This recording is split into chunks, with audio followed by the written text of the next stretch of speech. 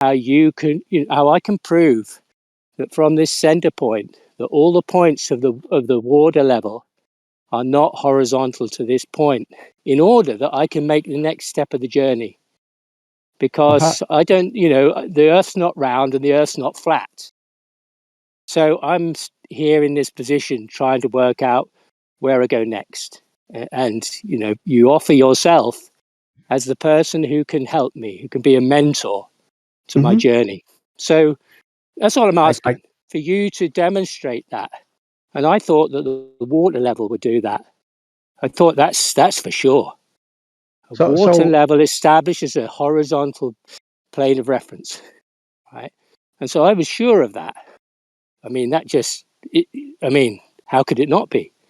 But now you're telling me it's not that. And I can't get my head around there. I need something a bit more real. There was a guy in the earlier. Like what? What convinced you the Earth was not a globe? Well, it's water level for one. So what do you think a water level is supposed to show? It will establish a horizontal reference, a Where? straight line, or you could move it as a plane in relation to the horizontal plane of the horizontal plane. Okay, and so the plane of the horizon. Okay, so we want to talk about a water level, right? So we're talking about a little U-tube, right? A little tube with two tubes sticking up and a consistent water throughout, and you kind of use your eyes, right? Is that what you're saying?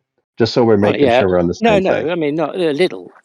I'm talking about, let's say, from here to where I can see now on the horizon, which actually is a little closer than it was a little while ago. So the circle you described has now got a bit different, changed, and behind me it's changed. So over that distance, talking about water level. What the hell happened? How did we get back to the ocean? We're talking about a water level. Well, that's what I'm saying. You said a little U-tube, and I was imagining like a 3-inch piece of pipe. Yes, okay. And that, and I'm just saying, well, we can do that over, a mile. You have a mile-long pipe. Can you? Of course you can. Go to a Home Depot and order one. No. Can you specifically? Not can one, not could one theoretically. I could stand here with a pipe, yes, and I could get my fisherman friend who lives where I stand now. He's about 4 miles away from me, and he goes out every day, and he brings in crabs and lobsters. I could go and speak to him, and I could say, look, you drag that pipe out as far as you're going out there, and let's see. Okay, do that. Prove to yourself. Yeah, so it doesn't have to be short, does it? I if you want to continue your journey, that's how I suggest you do it, because you got to prove this to yourself. I can't prove it to you. Well, that's fine. But so in between me and my friend on the boat, there's a point in the middle that's different. Yes. So is the water running out both ends? No. How can it be higher in the middle then? That's what you got to figure out. No, you said you knew it.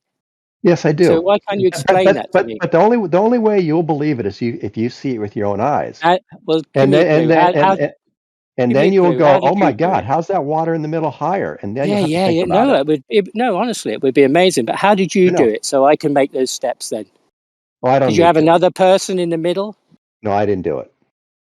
Oh, so you're just what you're talking about then? Well, you're not the mentor for me then, are you? He's using his imagination. You don't want an imagination mentor. Imaginometry. Oh, yes, of course. There was a guy in earlier. How this stuff works. There was a guy in earlier, and I'll give you a little warning, right? If you drink from the cup, so you're not going to do this. Listen. Just listen a minute. Just listen. If you drink just a sip from the cup of the preponderance of evidence, there's something strange in there. It means you can only claim no more than 99% of anything. And if you've been drinking from there, like the other guy who was in, that's what happens when anybody comes and speaks about the preponderance of evidence. They bring along with them the script that goes along with that. So if you've been drinking from there, you might not have been, but I guess you have. Because you don't really, you haven't done this, but you're telling me I've got to do it, and you're trying to tell me that's some proof. I said you could prove it to yourself if you did this. I don't know how to do it. I'm asking you. You said it can be done, and it is a Yes, fact. yes, it can. You said you can go to the Home Depot and get tube, right? I You suggest you said do that the that. point in the middle is higher Yes, than where I am at this end. it will be, and you'll see it with your How own did you eyes. establish that? I didn't. You're going to. But you told me it was there to look for. I never knew about it till you told me. Yes, I know. And now you can go do it and see for So you're yourself, right? just talking cartoon bullshit. But no, now you can go do it for yourself, right? You know what to do. I don't need to do that. The water level's already told me it's horizontal. I don't need to go to the middle. But you haven't put another one in the middle, have you? Neither of you. I don't need to. I already know what's going to happen. How You do don't you know know that it? yet How do because you I know know it? it. From where? Because I just Because you know. haven't done it. So you got it Yes. from someone else? Yeah. Well, it's your journey, right? Not my journey. My journey's done. Is I'm it? done. I'm done with my journey. Yeah. What At are you least on doing this here then? topic, on this globe thing, I'm done with this journey. I was What are done you when I doing was here 8 then? years Why are you old. bothering to be here then? I'm interested in how you see the world. No, you're telling everybody this is how it is and this is how it isn't. Well, That's what you're Either, doing. You're not just sitting in and saying, "Hi guys, lovely day." either You you're know, on a That's interested journey. in what you how see. this we is see the coming. Either, world. You're asking Yeah, us to imagine e- something you haven't even done. he's Yeah. this is this coming from a gentleman. guy who's never built anything in his life on a large scale. Do you guys understand that, like, we have a different level of evidence we need to believe something than you? Yeah, you're gullible. We get it. Yeah, but you'd have to prove it, wouldn't you? You'd have to come No. with the So, proof of your evidence. You know, preponderance of evidence is the little side door that is, just 2 or 3 steps away from claims that none of you'll can go you to. explain something that can be proven? Yeah, the triangle has the degree, the angles in a triangle are 180 degrees, and that all Except for horizontals are spherical parallel, triangles. But and all verticals to the perpendiculars to the horizontal are parallel. You can prove that. except for spherical triangles. But how do you prove that? No, Like, no, hang on. couldn't Whoa, whoa, everything whoa. that That you're was a bit drawing and quick. That thinking was a about bit just quick. be a That was a delusion? whoa, whoa, You can't whoa, say whoa. except for spherical I wasn't finished triangles, what I was saying, dumbass. but that's okay. That was a bit quick. So, is the spherical thing the same as this other guy who said that the pipe is higher in the middle, but he's never been there? Have you been there? Have you got evidence of that? Proof of Of that? what? Of Of what? this spherical triangle, or the difference that it's going to be on a sphere, apparently. No, I can just draw it, and if I draw it, it works out. So I don't know. If you're saying triangles have 180 degrees, that's only because of geometry. And in geometry, spherical triangles have more than 180 degrees. So if you're claiming the triangle thing, I can claim that there's also a different type of triangle that has a different property. Spherical and triangle, that's an oxymoron. It's the No, it's not actually. not that triangle. So spherical triangle is just a triangle with curved sides. Can you define that? Can you guys Just repeat that back establish to that me? with an axiom or a posture or Can you definition just for that? repeat that back to me for a second? What's a spherical triangle? I had no idea. Well, you can't have those two words in the same sentence. Yes, you can. A spherical triangle is a triangle with curved sides. So if you were to get a sphere and you were to draw triangles on that sphere, So you're the telling lines me of the triangle would you be can curved such that they would come establish. together at Triangle different with angles curved at each of the sides? points. Yeah, A so, Yes. triangle with curved sides? What's so, that? Yeah, what's a term for something with three internal angles, three lines that has curved sides? what's You're the forgetting angle about at the 2 That's a points? Pringle. That's a Pringle, isn't it? Is it a Pringle? No, a Pringle's sort of like a wavy oval. Hey, Mr. Dogs, since you said you can draw Yes. this, I want you to draw an arc in AutoCAD and a line, and where they No, I intersect, don't I have want you to AutoCAD. I give can't me use the angle. AutoCAD. What? I can't use AutoCAD. Yeah, I know. It's difficult for most people. So use Well, no, I've just anything never you want. tried. It's difficult for most people. So what was that slander? I've never tried to use AutoCAD, so I can't use AutoCAD. Because it's difficult for most people and it's But I've expensive. never tried to use it. How do you know if I can't use it because I'm stupid or it's difficult if I've never How did you tried? draw? How did you draw your spherical triangle? Hands, pencil, Where? piece of How paper. did you do that? In CAD or? I got a piece of paper and I drew three different lines that all converged at 3 points, and those lines were curved. Okay, what's the That's not angle? a triangle. What's the angle? How is it not a triangle? What is the fucking angle where they intersect? Excuse me, don't swear to me. I was just responding to someone else, and then I'm I'll trying to answer your question. for 2 minutes now. Triangles Our have God is a troll. three. He's a troll. Don't feed the fucking trolls. Don't I let know him who he fucking. is. I do this all day. So you guys are now doing damage control, but we don't have to do that. We can just have a discussion. So, Well, we know what that else Just did had you triangle to call has. clear something with you 3 out of points and Earth 3 lines? Awakenings, mate. You've just been kicked out of Earth Awakenings for this same shit. Stop doing it. What shit am I doing? You've just been kicked out about 10 minutes ago from Earth Awakenings for doing the same bullshit you're trying to pull off now, triggering everyone, obfuscating, jumping back and forth. You're not here for any good faith. Well, no, what happened, okay? So I got maybe 2 lines out in Earth Awakening. So claiming that I Yeah. was obfuscating or sophistry or any of that is just a lie. What I happened think you was should be someone banned. was talking about a I think subject you should be and it banned was from here, to be personal. honest. So I tried to remove it from the personal and make it a generic discussion. And then Witsit jumped in and he basically just abused me, lied about what I'd been saying, and then I was funding you to buy roots. So That's what do you call false. something with I 3 was there. points, 3 lines, but the lines are curved? Do you want to go on Rumble? Do you want to check it on Rumble? I can link it. I can link Rumble. A triangle? A triangle's got straight lines. What? Where does Yep. a triangle have straight lines? Can you show me that? Yes, in Euclidean geometry. It's quite clear. There's non-Euclidean geometry too. So if you draw a triangle on a Oh, that's circle, why I 3 asked. points, 3 lines, That's what would why that I asked equal? you for the definitions, the postulates, and the axioms of non-Euclidean geometry. That's why I asked you. Internal angles. No, you didn't. You didn't ask me anything like I that. did at the That's beginning, weird. and you When? spluttered about the triangle having curved sides. Wait, when did you say anything about? You didn't ask me a question about Well, I'm Euclidean asking you geometry. now. I'm asking you now if you Okay. forgot it.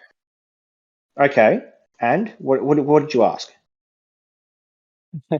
You just said you never heard me ask what you're now asking me to repeat again.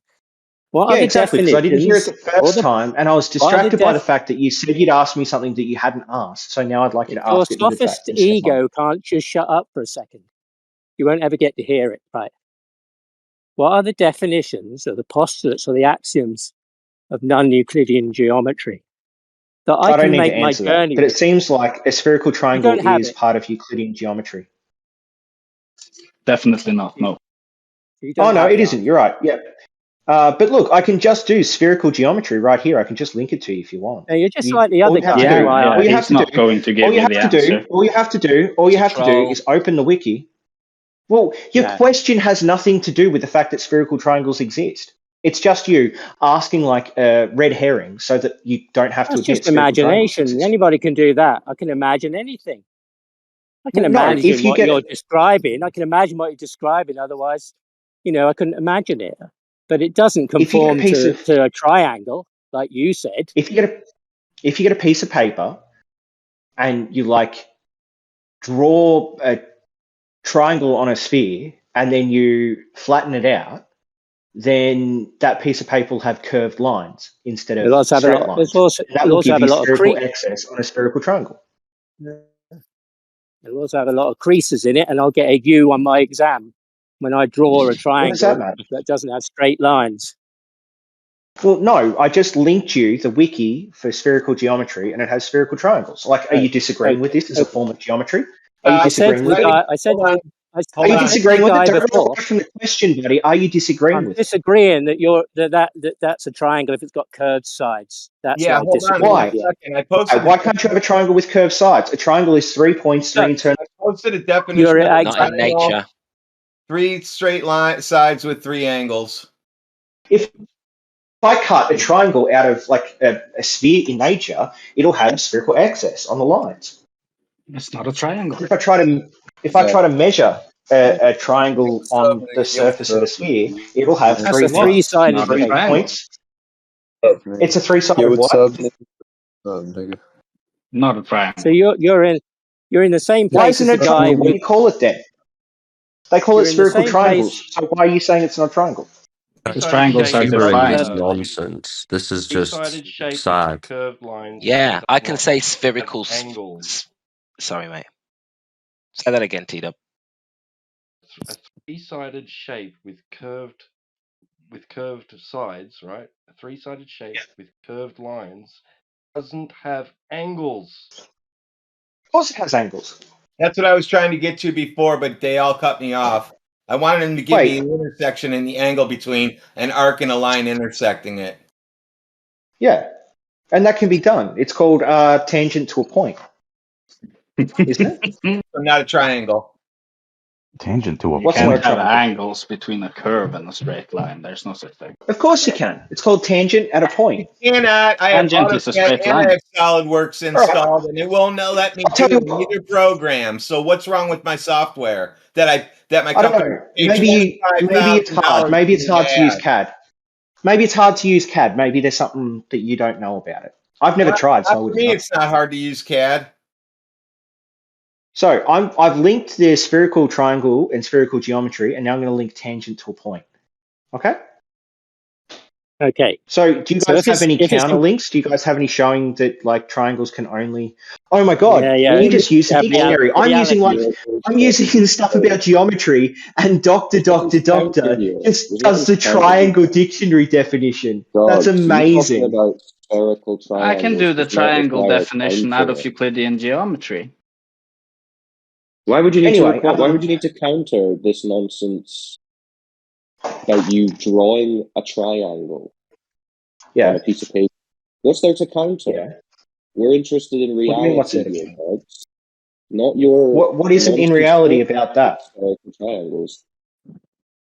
Well, What because isn't you in don't have reality about that? curvature- You don't have any curvature or motion of the Earth in reality.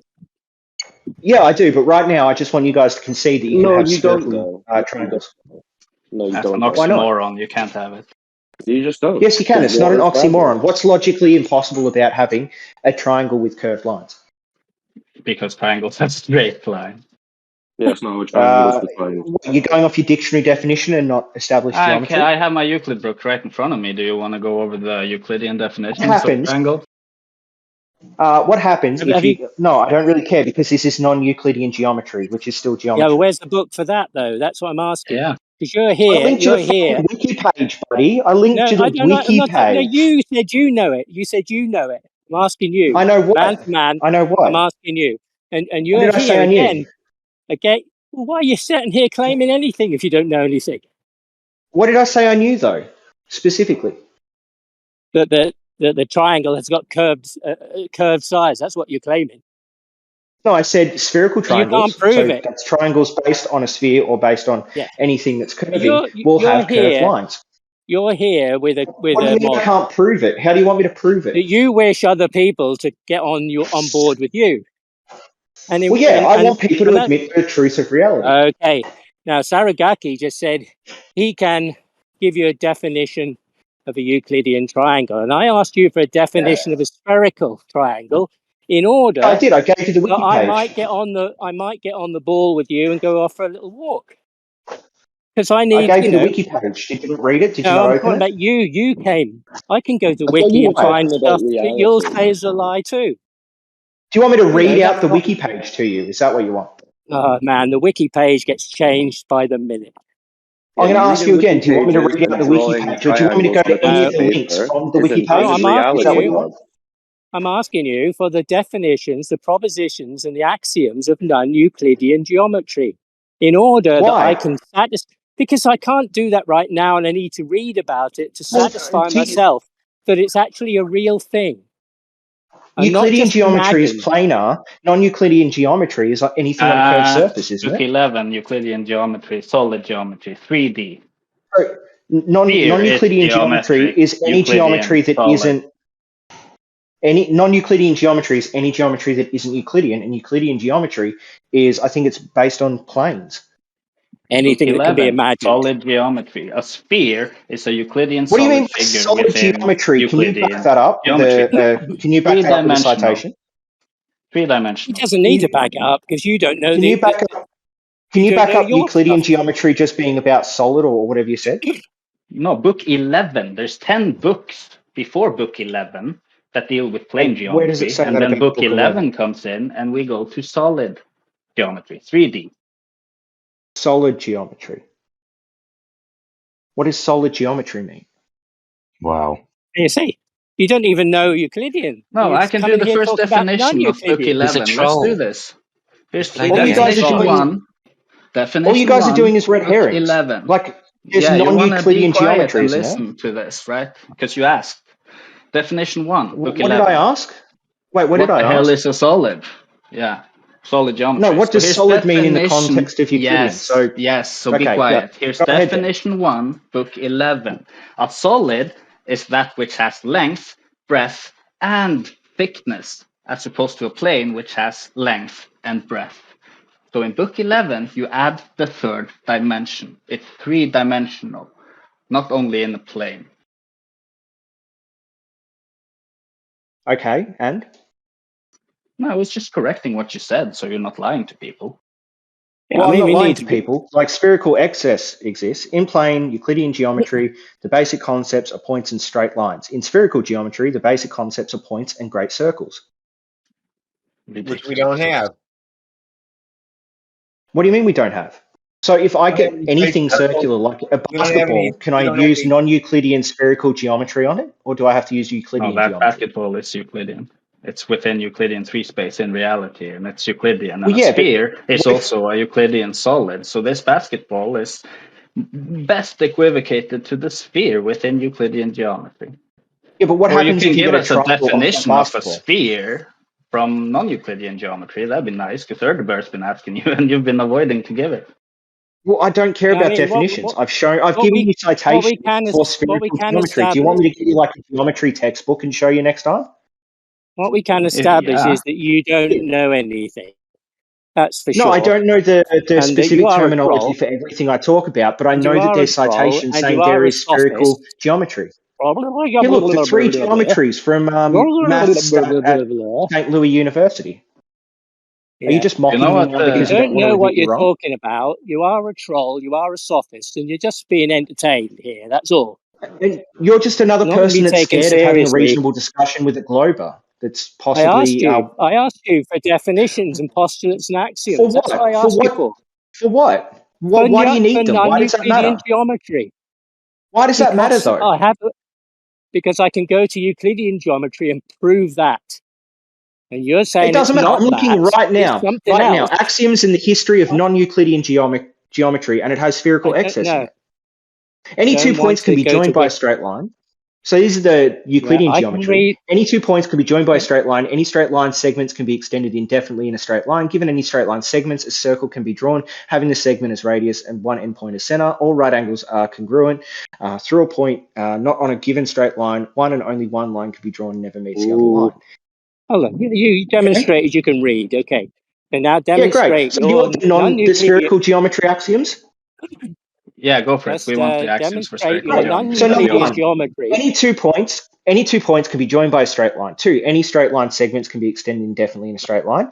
3, given any straight line segment, a circle can be drawn having the segment as radius and one endpoint as center. 4, all right angles are congruent. 5, there are no parallel lines. There are no parallel lines. That's just to parallel lines within Euclidean geometry. Yeah, that's just where no, this is non-Euclidean geometry, so you just didn't understand. No, you simply contradicted Euclidean geometry and called it non-Euclidean. That's a contradiction. So it's fallacious and do you think Euclidean geometry is the only form of geometry? Do you think Euclidean geometry is the only form of geometry? It's the only provable kind. How do you describe a triangle on a sphere? How do you describe a triangle on a sphere? How do you describe a triangle on a sphere? There are no triangles. There's no such thing. There are no triangles on spheres. Okay. I mean, have any of you done an actual geography course? Not geography, geometry course? Yeah, the triangle goes through the sphere. Many times. No, you haven't. All you've done is maybe like primary or high school. No, you haven't. I'm gonna ask you a yes/no question, and when you say this yes, is from a university. No. This is from actual education, and it talks about spherical excess, and it describes spherical excess. Spherical geometry. From your education or the one you read about? Why are you guys disagreeing with people that are teaching geometry? Because you can't prove it. Because it's not you teaching geometry. You can't prove it? You get a basketball, you cut a triangle out of it, and that triangle will have greater than 180 degrees. No, it'll only have 180. How do you know that? Can you prove that? Because it seems like all these people that have written the geometry textbooks disagree with you. No, you could prove what I'm saying. Can't prove what you're saying. How? You could always prove what I'm saying. How? You go So all you got to through do the to prove sphere. what I'm saying is cut a triangle out of a ball. Are you saying the lines of that That is triangle are going to be impossible. straight if the ball is curved? You go I'm through just the saying, sphere. if you do something impossible, then blah, blah, blah.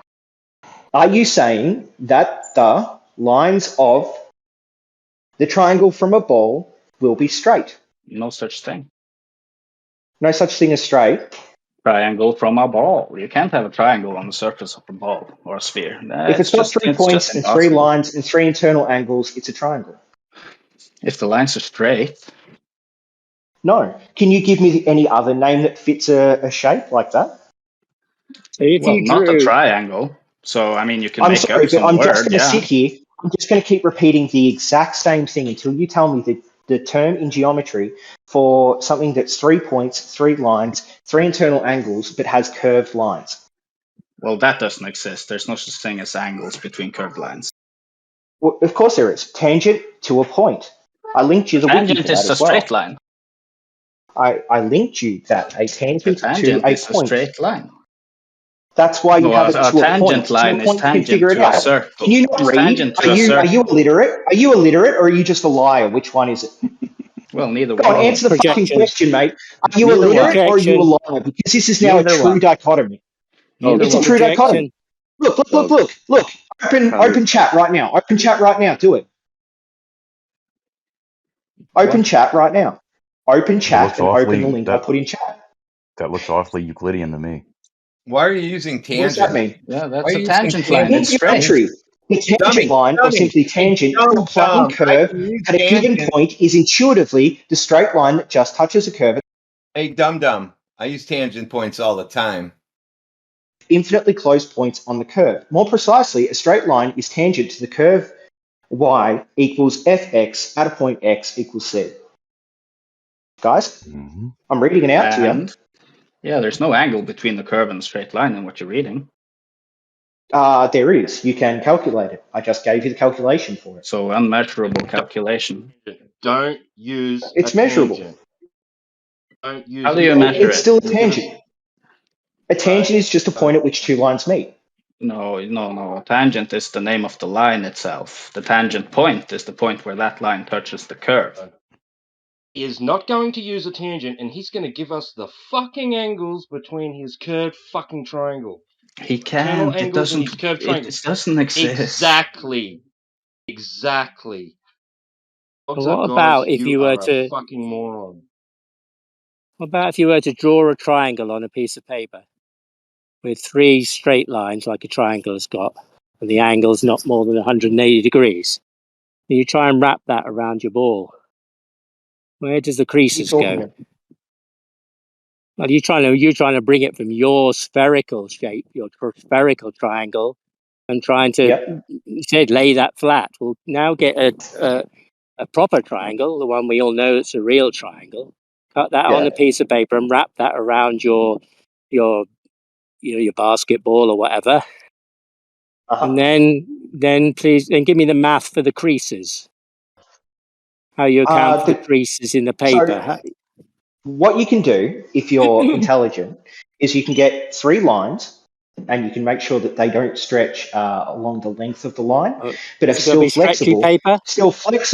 flexible, so that they can wrap around a ball. Now, those lines will still be the exact same size. It's just the angles will change as the internal volume of that triangle is increased, but they will still be 3 points, 3 angles, 3 lines. Now, until someone gives me the name for something that has 3 points, 3 lines, and 3 internal angles that isn't a spherical triangle, I'm going to call it a spherical triangle. So please give me the name for it. I'm sorry, I couldn't hear you screeching. You're screeching. So it can only be on cling film, eh? Or some stretchy fabric that you can make a triangle, eh?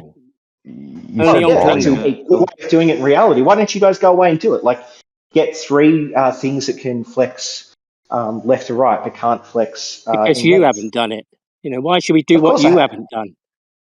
I went to school, buddy, so I know what non-Euclidean geometry is. I know about spherical triangles. I know that you can do it in reality. The Earth So is a globe. angry.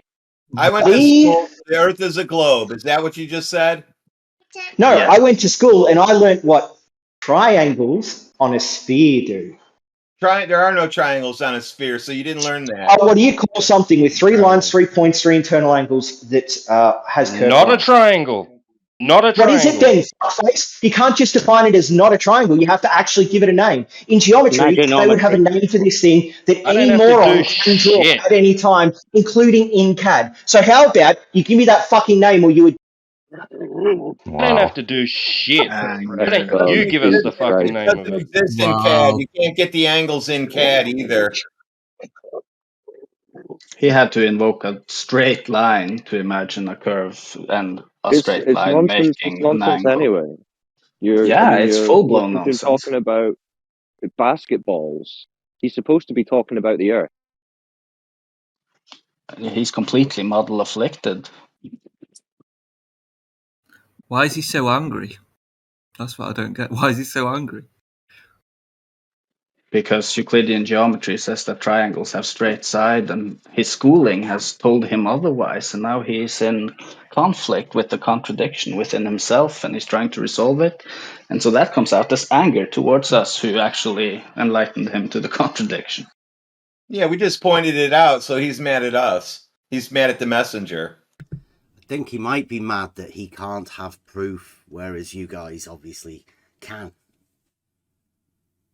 Anybody can have proof, right?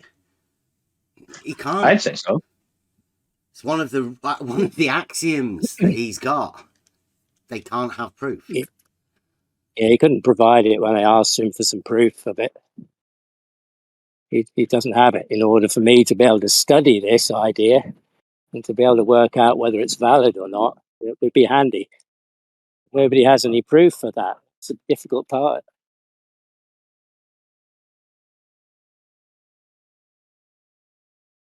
Yeah, we're supposed to be looking for curvature or motion of the surface of the Earth. And he's stuck on not understanding a triangle. He just wants to cut triangles out of basketballs. And insane. Do the impossible to prove the impossible. Yeah.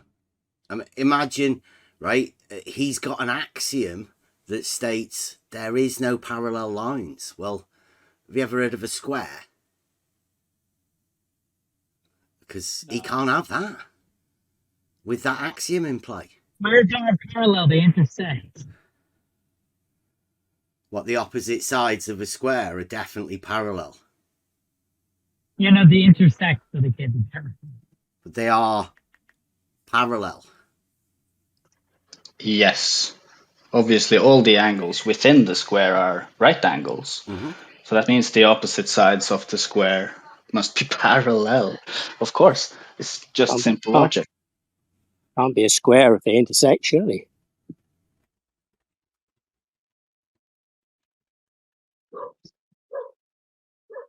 That would make it like a two-sided shape, because that's one of the other axioms he has to get rid of, that no two straight lines can enclose a space. Well, how do you not have parallel lines? I mean, quite simply, when you logic it, you can't have straight lines. Tom D wants to explain how that works. He's been telling me in the side chat how curved triangles work. But you can't even say that word without wanting to punch yourself in the face. Curved triangles. We're talking about how you can have parallel lines, but you can't have parallel lines. That'd be the first one, wouldn't it? He tried to bring in straight lines. He did. He did want to use straight lines when he wanted to claim having a tangent to a curve. So you guys who all do math and geometry, I don't do that shit. I just work in reality. You when you take math and geometry is in reality. Yeah, when you take a straight line and you draw an arc through it, I want you guys to give me the 4 angles that are created. That's nonsense. Yeah. Oh, well then I guess we can't do spherical triangles. Definitely can't. Yeah. That's an oxymoron. Bingo. There you go, dogs. It's an oxymoron.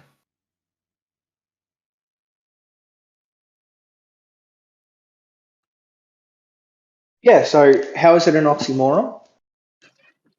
Because it refutes itself. Spherical implies not straight, while triangle implies straight. So you have straight and not straight at the same time. And why does triangle only have straight lines? What's the name of a triangle with curved lines? There is no such thing. If it's a triangle, it has straight sides. But I can draw if it it right doesn't now. have I've got a straight sides, whiteboard in it's front of me not and a I can draw triangle. it. But I can draw it. So I can It's draw not a it. triangle. It's just simply not I a can triangle. draw You a triangle can with make three up curved another name lines. for it, but you can't take triangle because that's already taken by Euclid way before any one So of us opened our Saragaki, eyes. can you please answer this question? Why is there in geometry textbooks spherical geometry that describes a triangle with curved lines that cause spherical excess? Are they lying? What about spherical geometry? Because that link you posted before, the very first sentence is also a contradiction. So yeah, I How is it didn't a open the link. contradiction? 2D How is it a surface of a contradiction? sphere. A sphere is a solid object within Euclidean geometry. Book 11, it's a Yeah, so three-dimensional object. So obviously the surface of it is not 2D. And a ball, the surface of every object, the surface of every object is 2D. The surface of every object, the surface of every object is 2D. The surface of every object is 2D. The volume is 3D, but the surface is only 2D. You just keep telling yourself. There's no depth to it. Depth is the third dimension in this. So, Ben, shut up. Sarugaki, answer this. Is the surface of a shape 2D or 3D? A shape, like any given shape. Because any given shape at all is a planar figure, while a sphere is a three-dimensional solid figure. And a sphere actually has a diameter, a straight line passing through it. The surface of anything is 2D. It doesn't matter if it's a sphere. If it's the surface of a 3D object. So if you have a single face of a cube, that single face of a cube is a square, isn't it? Yeah, that's not a sphere, though. The sphere doesn't have straight But the cube is still 3D. It has all the properties that you say are different between the circle and the sphere. There's a difference between a square and a cube. Okay, I'll just ask him this since he wants to do the comparison. How many faces are on a sphere? Only one, but why does that matter? If you take the portion of a face of a cube, will that be 2D or 3D? All right, I'll take a portion. I want to take the top corner. Okay, so the problem here, corner of the cube, so it makes a pyramid. So, Doctor, so that this guy wouldn't have to actually answer the question, and then when I reformed the question to show how stupid yours was, you got upset and overtalked me. So, Sarugaki, if you take a portion of the face of a cube, will it be 2D or 3D? If you have a square is 2D. Okay, great. So if you have a triangle that just has curved lines, it comes off the surface of a sphere, why would it not be a triangle? Triangles don't have curved lines, dummy. So I have geometry textbooks. It's in the word Give me a textbook. Can you give me a geometry textbook? All right, dogs. It doesn't matter what any book says. It doesn't matter what Euclid says. It doesn't matter what any of your book says. It's what you can prove. And you can prove every single triangle only has 180 degrees. If you're talking about 3 dots on a sphere, you could connect those all with straight lines through the sphere.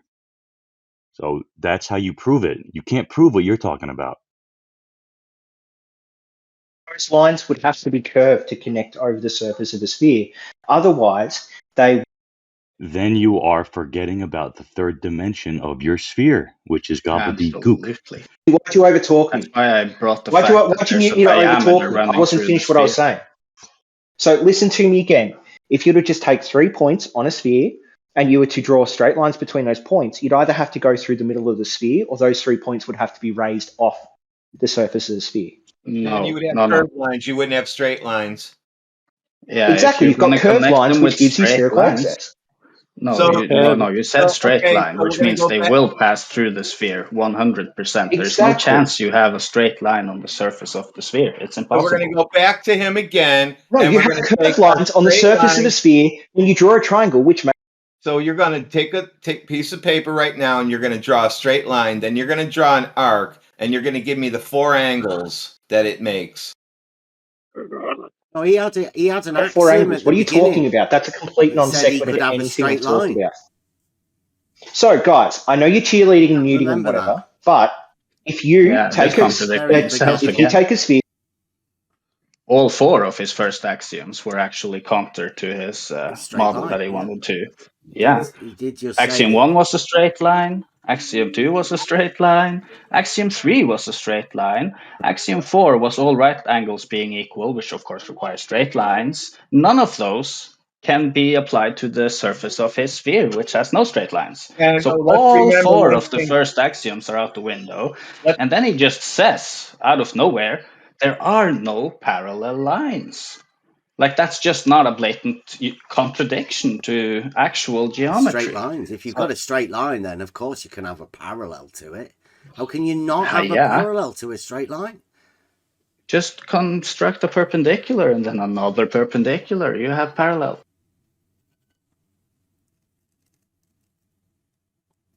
Broken minds, man. So also to draw a circle requires a straight line. Yes. Absolutely.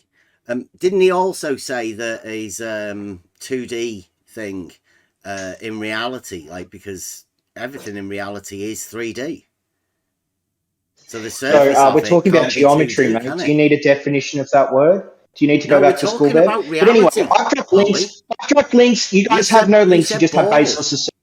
Balls in reality, Have isn't it? assertions. I've dropped geometry links. You just have assertions. Bev, you only have assertions. You said ball. Drop a link. That's not geometry. Drop a link. That's Just drop a link. I've dropped links. I've backed up what I've said. I've backed up the definitions of the words I've used. You guys haven't, so back up definitions. You called them axioms. That Using was geometry, mistake please. 1. They're postulates. Back up your definitions. Back up your definitions, guys. Stop running away. They're Back up not your definitions. axioms. That was a fatal flaw of yours. Stop running away. Stop running away. Stop running away. Back up your definitions. Back up the Drop a geometry definitions of what? textbook. I'll read it out.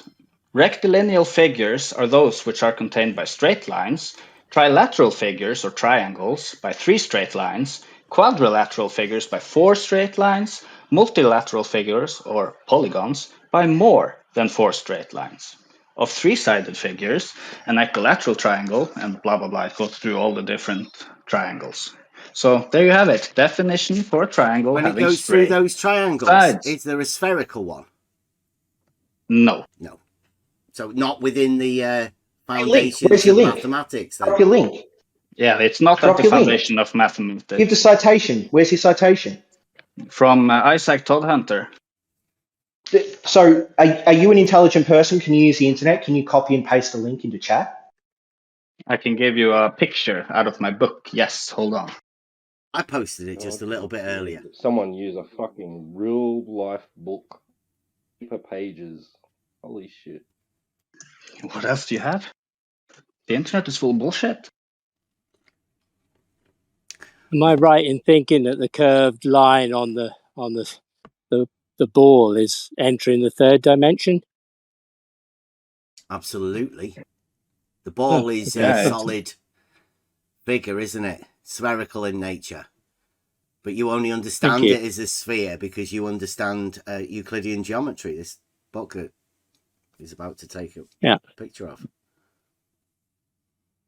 Yeah, I was trying to find the connections because I asked the other guy before for some definitions or postulates or axioms of non-Euclidean, so I can make that leap, from one to the other, and fully understand what that means. And it's missing here. I'm a bit troubled as to where I can go with it, but well, the ink hopefully that you place on a ball would have a dimension to it, wouldn't it? There is a certain amount of volume of that ink that you are laying down and placing upon the surface. Now, are you placing that on a 2D surface, or is that ink itself is 3D? And it's fitting on top of the ball, which is also 3D. And there I've posted the definitions straight out of Euclid. Definition 20, definition 21. That's where you get your rectilineal figures as a genus, and then triangles, trilateral, quadrilateral, and multilateral figures as species of that genus, rectilineal figures. So triangle is a species of rectilineal figures which are contained by straight lines at the foundation of mathematics. Yeah, I can confirm that. I saw it on the wiki page in 400 BC.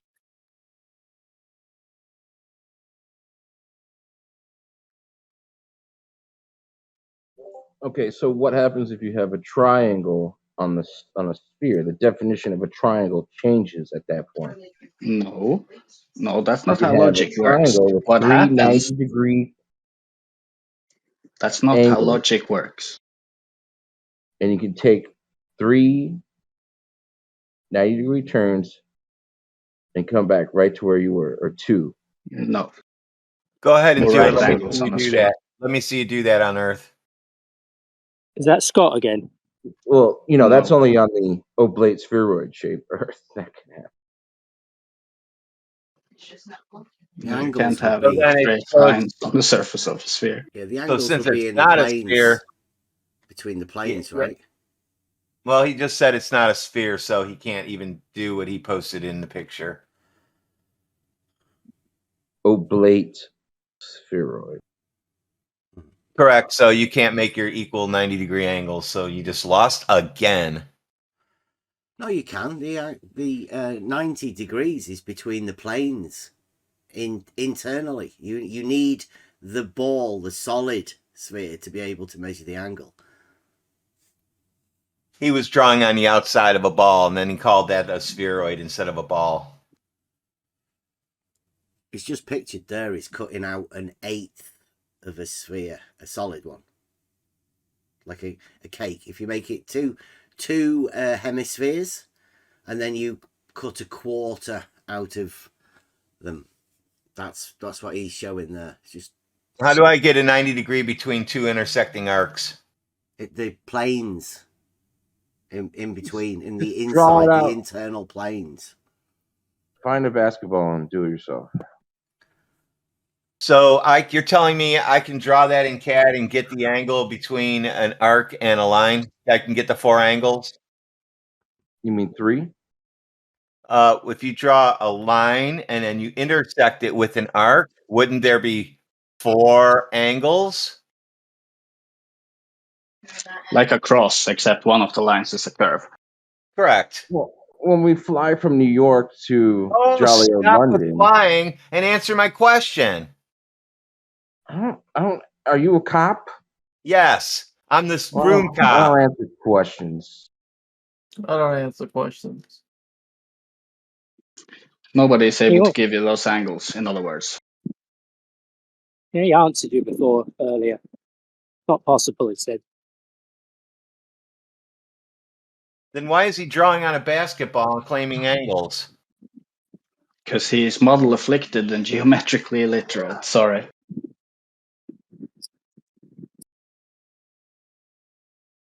Hey, my parents. I'm not illiterate. My parents aren't divorced. There you go. Checking the live chat. I'm just took a picture of a model that I made just for this specific purpose. There's your 90. There's your cutout piece. Okay, that's pretty clear. It's a bit of a better way of showing it what they're talking about, isn't it? There's something you can get your head round, and picture, isn't it? And say, yeah, that's logical, real, Tangible, by right? something like, Making that's it tangible. Aragaki was saying.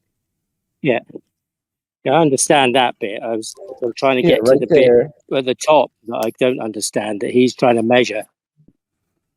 Yeah, so thank you. That was a nice bit of clarity there. 3 90-degree angles, right? And you're coming back to where you started. No, they're just in between the planes, aren't they? Like the X, Y, now on a flat Z Earth, Cartesian coordinate system. That's just using the planes of each of those that are perpendicular to each other. Perfectly explaining the Cartesian coordinate system. Somehow you've got it messed up that you're dealing with the points on the sphere. That's not how geometry works, is it? You can't take two 90-degree turns and come back right to where you were. No. Unless you're that on would an be oblique two sphere. parallel lines. Parallel lines never meet, so no, that would be impossible.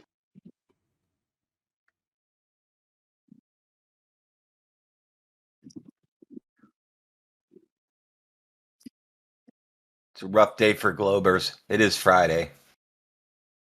It's Meltdown Friday, everybody.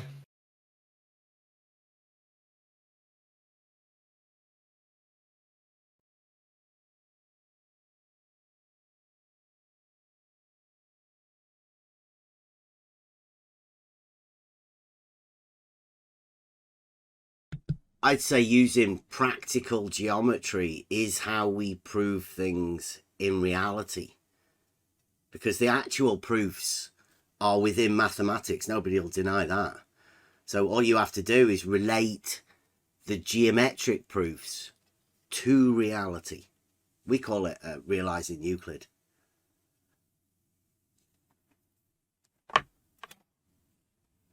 Yeah, because as I was imagining it just then was drawing a straight line and drawing another straight line that was perpendicular to that. So that's 190 degrees.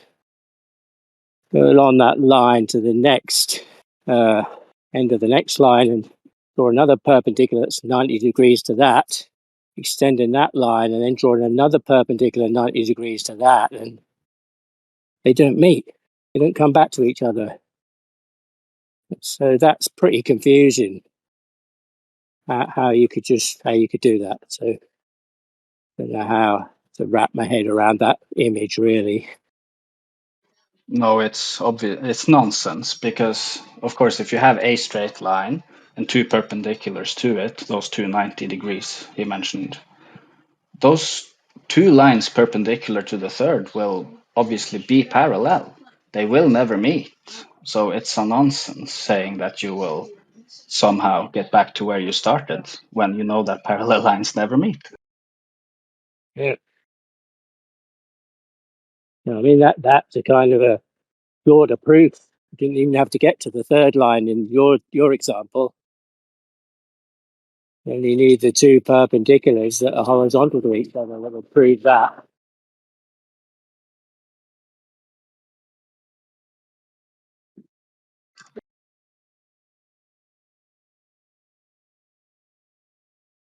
I said they got upset That's earlier great, because he mate. doesn't have proof. I think that's the thing. Like you're relating this in your mind now to form a proof, and they get upset. Yeah. Like the moment that starts occurring, they go on this sort of attack because they can't have proofs, right? Their gurus have told them that if they have a proof, then it's not scientific.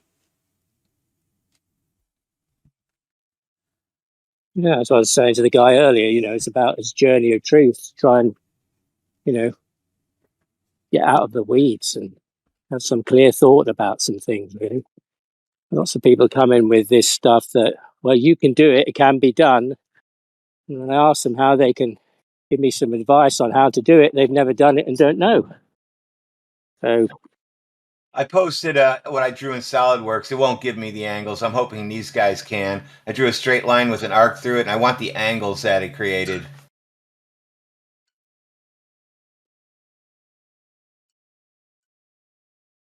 Does that not seem like a nonsense, you asking that? Yeah, I got Revit, and I'm too afraid to model anything. It's been 6 years of avoiding.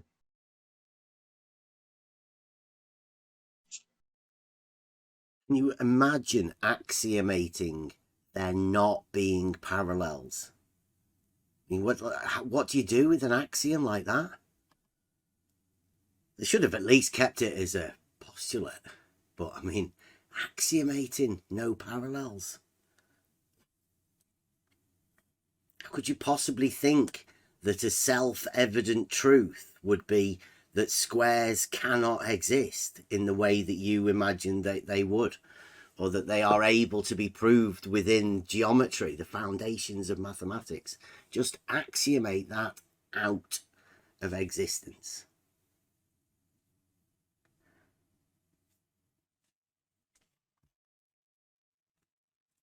And then Okay, you'll understand how hard it is. radius. I gave him the radius in this drawing. Now he should be able to figure out that angle. The other one's a straight line.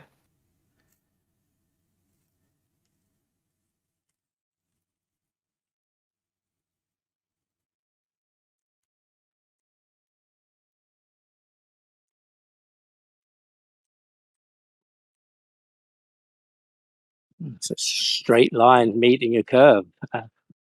Yeah, we're going to get the four angles that he created. These guys are going to do the math for me right now. SolidWorks and AutoCAD, $25,000 worth of software can't do it, but these guys can do it. They can't.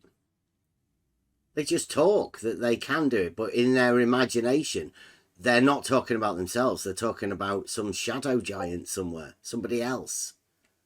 They can't do it. In AutoCAD, well, in Revit, it used to be where you couldn't draw over like a mile without it glitching out. So in SolidWorks, that's for mechanical design of, smaller Solid parts. objects, actually.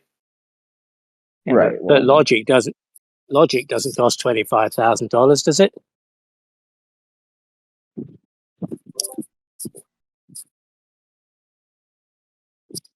You can get your kid's email address and go to Autodesk and get an education version and download.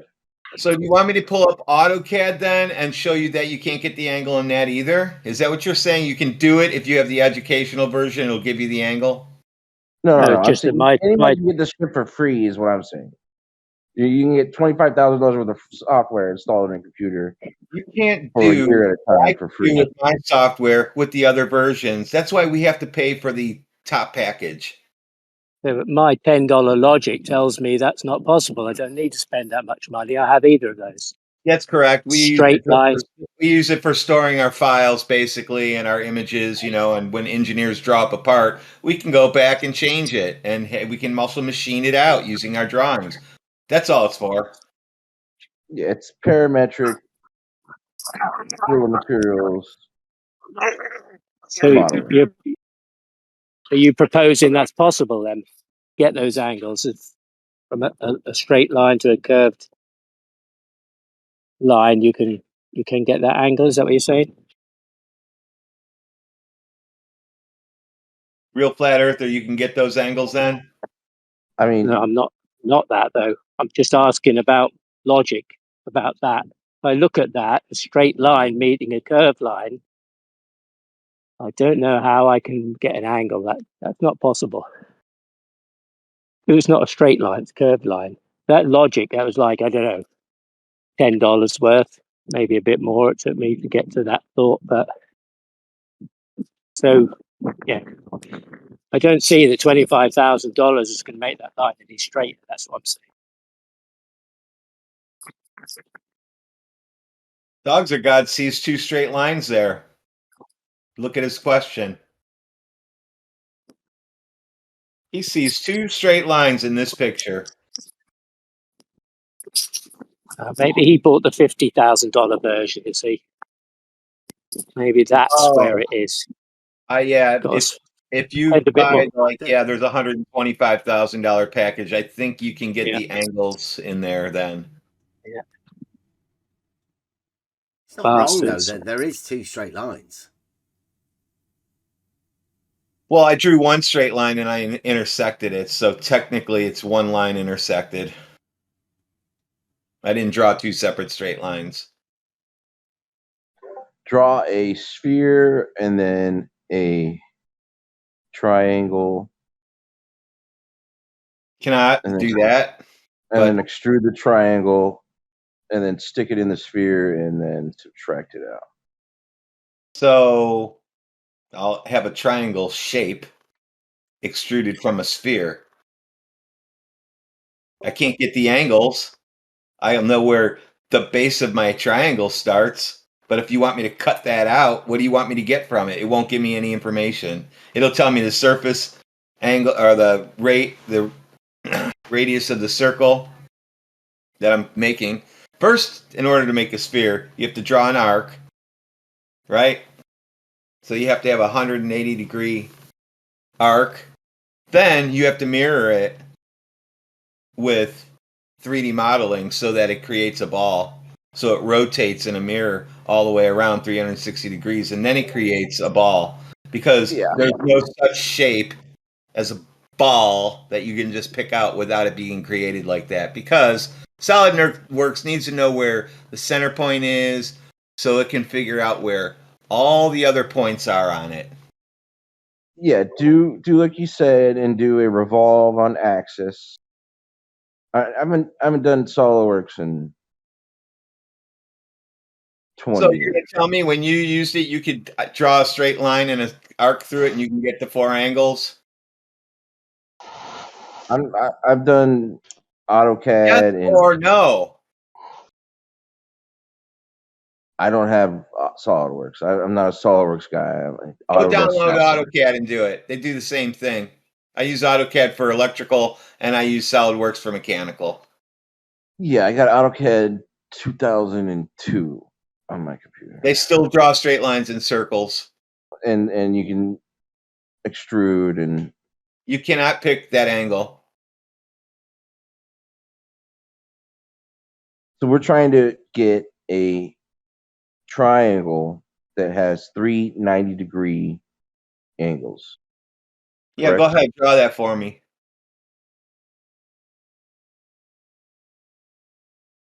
Are you saying that's your goal? I mean, I'd start off small. Let's start off with 181. Don't go for the big one. I mean, you could go for the full 540 if you wanted to, but I mean, that sounds fucking ridiculous, doesn't it?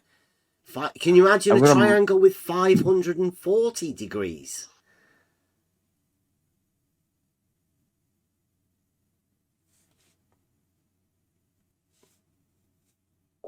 This is just all stuff they say, and they is in quotes. So,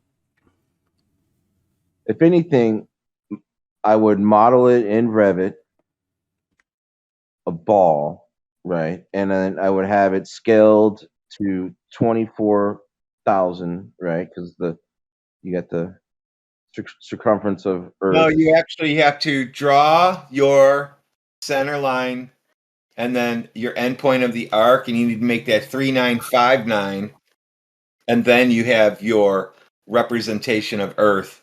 Drawing around it, you don't do that. You haven't drawn, I guess. 39 what? 3959. That's the radius of Earth. We not just contemplate the big Kahuna 540-degree triangle. Well, what's Earth's belt size, right? Yeah, but 3959 for a glober. If you're trying to describe this 270-degree triangle, you are they?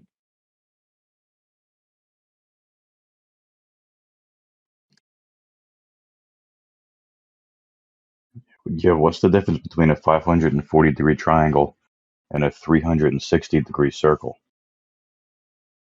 It's interesting. No, I'm just pointing out that you said they say. If you're saying it, you're they. I'm saying I'm real flat earther. Okay. Whatever the man who wants the 270-degree triangle is the one I was talking about. Go for the 540. It's much better to put a picture in people's minds of what spherical geometry is, isn't it? Yeah. I mean, You guys want to talk about 40? You know, geometry, like the circle's got 360. Well, imagine adding another 180 onto that. And then you'd end up with the big Kahuna spherical triangle. Well, you get into the fourth dimensional imaginary mind. Yeah, it's like almost as if it's unimaginable, isn't it? You get into the tetrahedron realm. No, that's a straight sided. That's a polygon. 540. I like the 540 degree triangle though. Classic, isn't it? Yeah, because that's not even a ball then. Because a ball's only 360 degrees. What the hell kind of shape is that? Spherical geometric shape that has no definition, right? So it would be the same definition as the spherical triangle your man was trying to talk about earlier. Do you have to use the fourth dimension to use that? What you're talking about? There you go. 540 degree triangle. Kaboom. Well, you guys want to define a perfect circle, and then you can. That's have a plenoasm. That's how you define that. Well, you can have a mathematician define infinity afterwards. Infinity's all imaginary. And perfect circle is a plenoasm. A circle is a circle. It is already perfect. You don't have to add the word. It makes it a plenoasm. Same as triangle, I was thinking of that today. That's true. Yep. A circle is perfect. That's just what you tell your wife, though. So. He's having a hard time. And to have a circle, you need a straight line anyway. So math is a construct. Who here can tell me where and when the zero was invented? Dude, that's a nothing, right? When was nothing invented? Like, are you sure? Well, get a patent on it if it hasn't been booked down. Put me in on that. I'll invent that shit. Yeah, he wants to use infinity and zeros now. That of which has no parts. I would say Euclid wrote it down as a definition of a point. Yeah. Yeah, a point with that doesn't take up any space, right? Well, that's when you get mathematics. A single point is into the fourth realm. You put in singular, but singular to a nothing. Just one of them. One what? One nothing. That of which has no parts. What is 1 + 1? Wow. Anyone? I say it's 11. Right. Is this what happens when you try and imagine no parallel lines? Or a 540 degree triangle? Sorry, spherical triangle. Just imagine it. It's all right. You might struggle at first. I'm surprised you're not struggling. How come you don't struggle saying spherical triangle? It just hurts my head to even think that. It's because it's scripted. There's no understanding of proof behind it because they have no understanding of proof. Say it with me. It's just words. Oblate spheroid. Much like this. Have you ever seen a spherical square? Look at that one. Spherical square. Tis globe. That'd be even better. That's easier, right? Just gets direct to the point. What's the be? A combination of words that'll work as a magic spell. That'll make the globe come into existence for you. You know, they chant magic spells all the time. It's always around us. And it still hasn't formed. I don't think this magic is as powerful as they think it is. Well, once you accept a contradiction, then I think you're open to anything. Yeah, but you can be open to it all you want, but then if you go outside, then you get slapped in the face again. Get slapped in the face by flat and level Earth.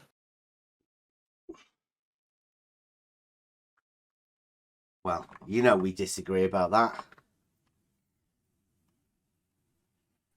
Well, that's why they call it Spaceship Mother Earth, because she's a real I mean, bitch. if you, let's say you could have proof that a straight line lies within a plane, right, as a starting block, that you could actually do that in reality to go out and gain yourself that proof.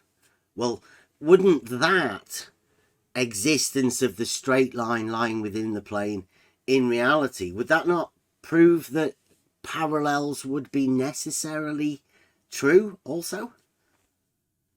Or like you could further that proof. You could take that initial thing and put it as a lemma to build upon it and make more proofs upon that proof.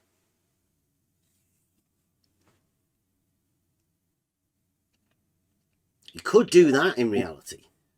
We don't need any proofs. We just gotta wait. When are we getting to Mars now?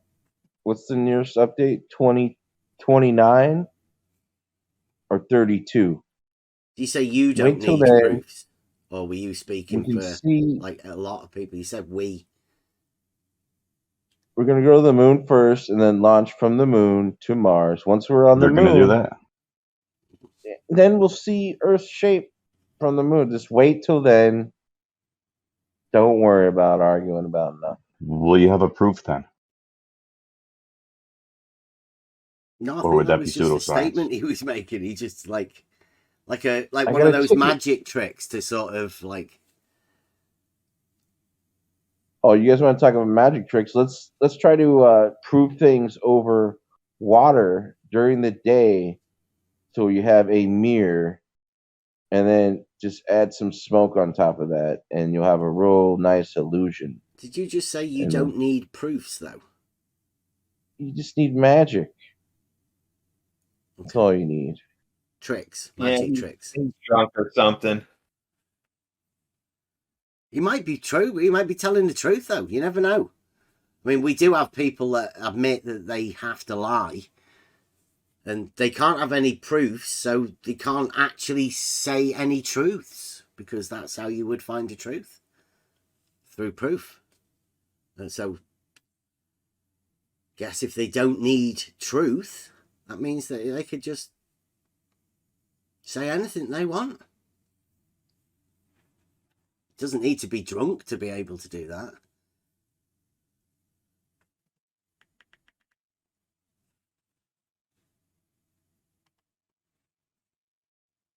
Broken minds. Just think about 540-degree triangles. So Tom D mentioned that there's no up or down, horizontal or vertical. When you zoom out into space, these words are only relevant to humans on the Earth. It's always about the not that. Well, isn't that where we are though, right now? So I mean, it's relevant to where we are right now. It's your own perspective. No pun intended.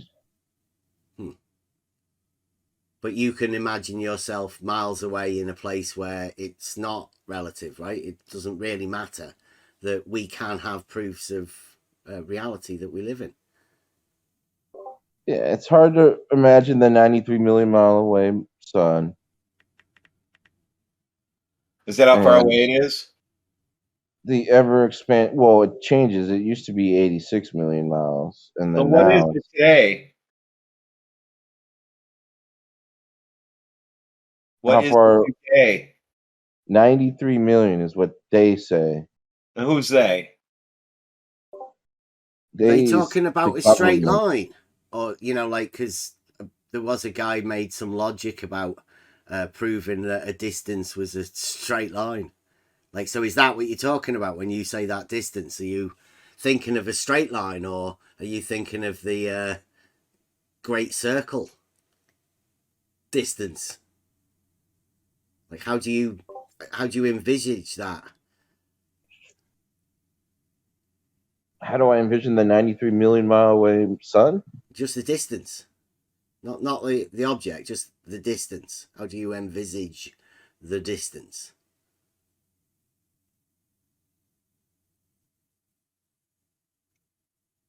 in light years. Is it a straight line? Or is it a great circle straight line? I don't like the term great circle path. Is that a straight line, though? I mean, like, is there a difference between the straight line, the Euclidean, like, understanding of a straight line that everybody has of it actually being straight? The difference is they say it's a shorter path. What, the circle straight is a shorter path? Well, let's say this. Wow. Think of 540-degree triangles are pretty dangerous things, right? You're flying from New York to London, circle right? distance is shorter. I mean, I have heard of that being claimed, but it's good to see it's getting out, doing the rounds. Shorter than a straight line on a plane.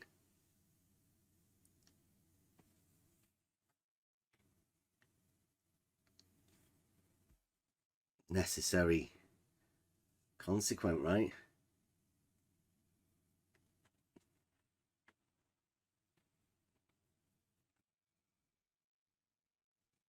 $540-degree triangles. Don't even try it.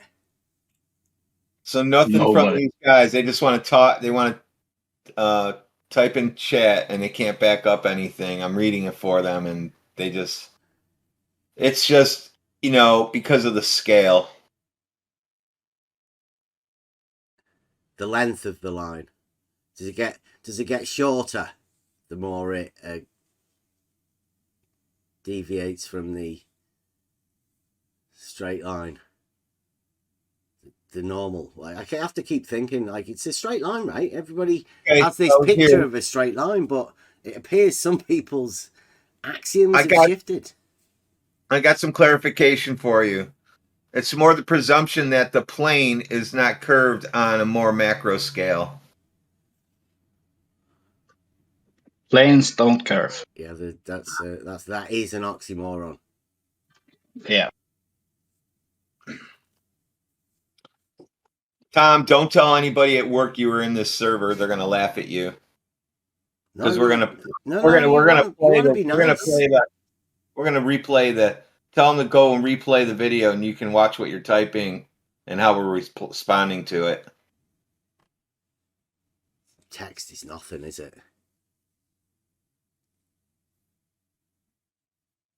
No, he's hiding. They all hide. Yeah.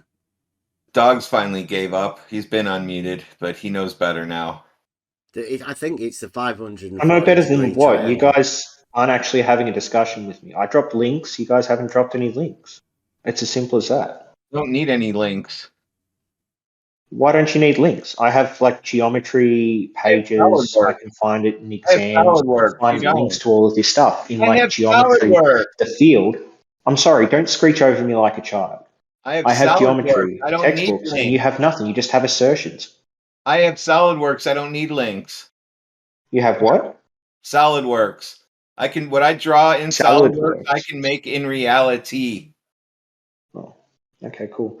And just quickly, whoever's complaining that this non-Euclidean geometry overrides Euclidean geometry, it doesn't. It just adds to it. It's like having a number set of 1 to 10, and then someone adds a number set that is 0 and then like to -10. And so that doesn't actually override the 1 to 10. It just adds a whole new set of calculations you can describe the world around you. Yeah, add contradiction and then imagine. It's not a contradiction, though. It doesn't contradict Euclidean saying geometry. There are no parallel lines is definitely a contradiction because there definitely are parallel lines. No, so in reality, Euclidean geometry, yes. In Euclidean geometry, there are only parallel lines. In non-Euclidean geometry, there are also non-parallel lines. Where is the overriding of the contradiction? The parallel lines you can have both types of geometry. Euclidean isn't all of geometry. It's only a portion of geometry. You said literally parallel lines do not exist. However, they do in reality. So you contradicted Euclidean or non-Euclidean geometry? Reality. Yeah, in reality. Euclidean or non-Euclidean geometry? Is Euclidean geometry the only thing that's reality? Yes. Yes. It isn't. The entire geometry that makes not Euclidean part of reality. Where is that? I gave it to you. I gave you links to it. It would be solving for the surface of a sphere. Now, Bev, you tried to do that by cutting a section out of the sphere and then putting a 90-degree measure in the middle, but that doesn't work. You haven't solved for the surface of the sphere. You've created a new surface that you want to create a 90-degree from, and even then, one of the sides of that surface is curved, so you would end up with internal angles greater than 90 degrees. Where's the space that isn't Euclidean? The surface of a sphere. But the sphere is Euclidean. In reality, the ball is within reality. Yep, and if you want to calculate a section of the surface of a sphere, you use non-Euclidean geometry. You can't. What don't you understand about that? Can you give me a reason why that's an incoherent statement? Is not Euclidean space, because the ball is within Euclidean space. You can't point at it. What is Euclidean space?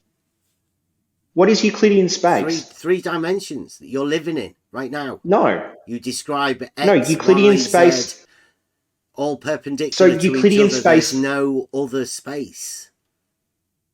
Euclidean space is a geometric term. So it's not reality per se. It's a calculation of reality if you were to do it like using geometry functions or on graphing or on like 3D drawing or 3D printing or 3D graphing. No, but I don't think you're reality quite understanding the foundations of mathematics.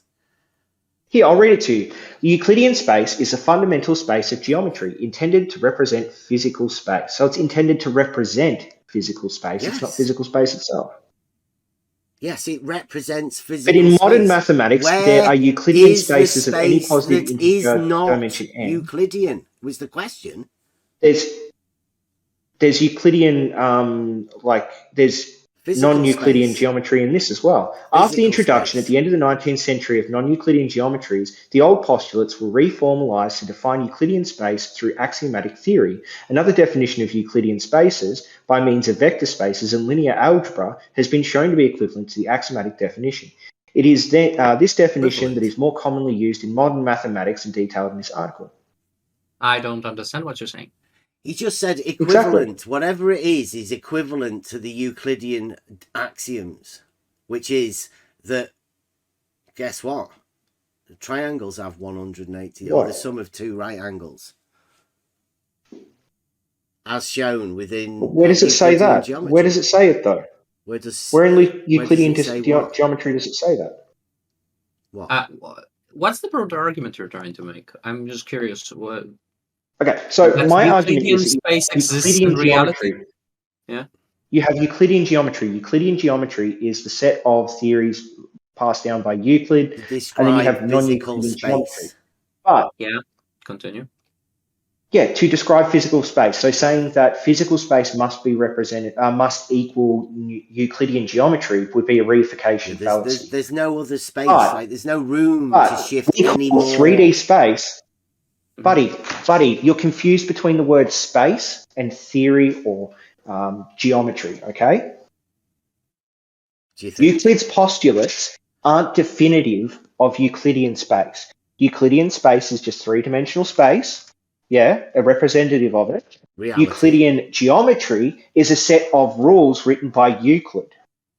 Do you understand the difference between those two things? Reality, I understand how to realize Euclid, yes.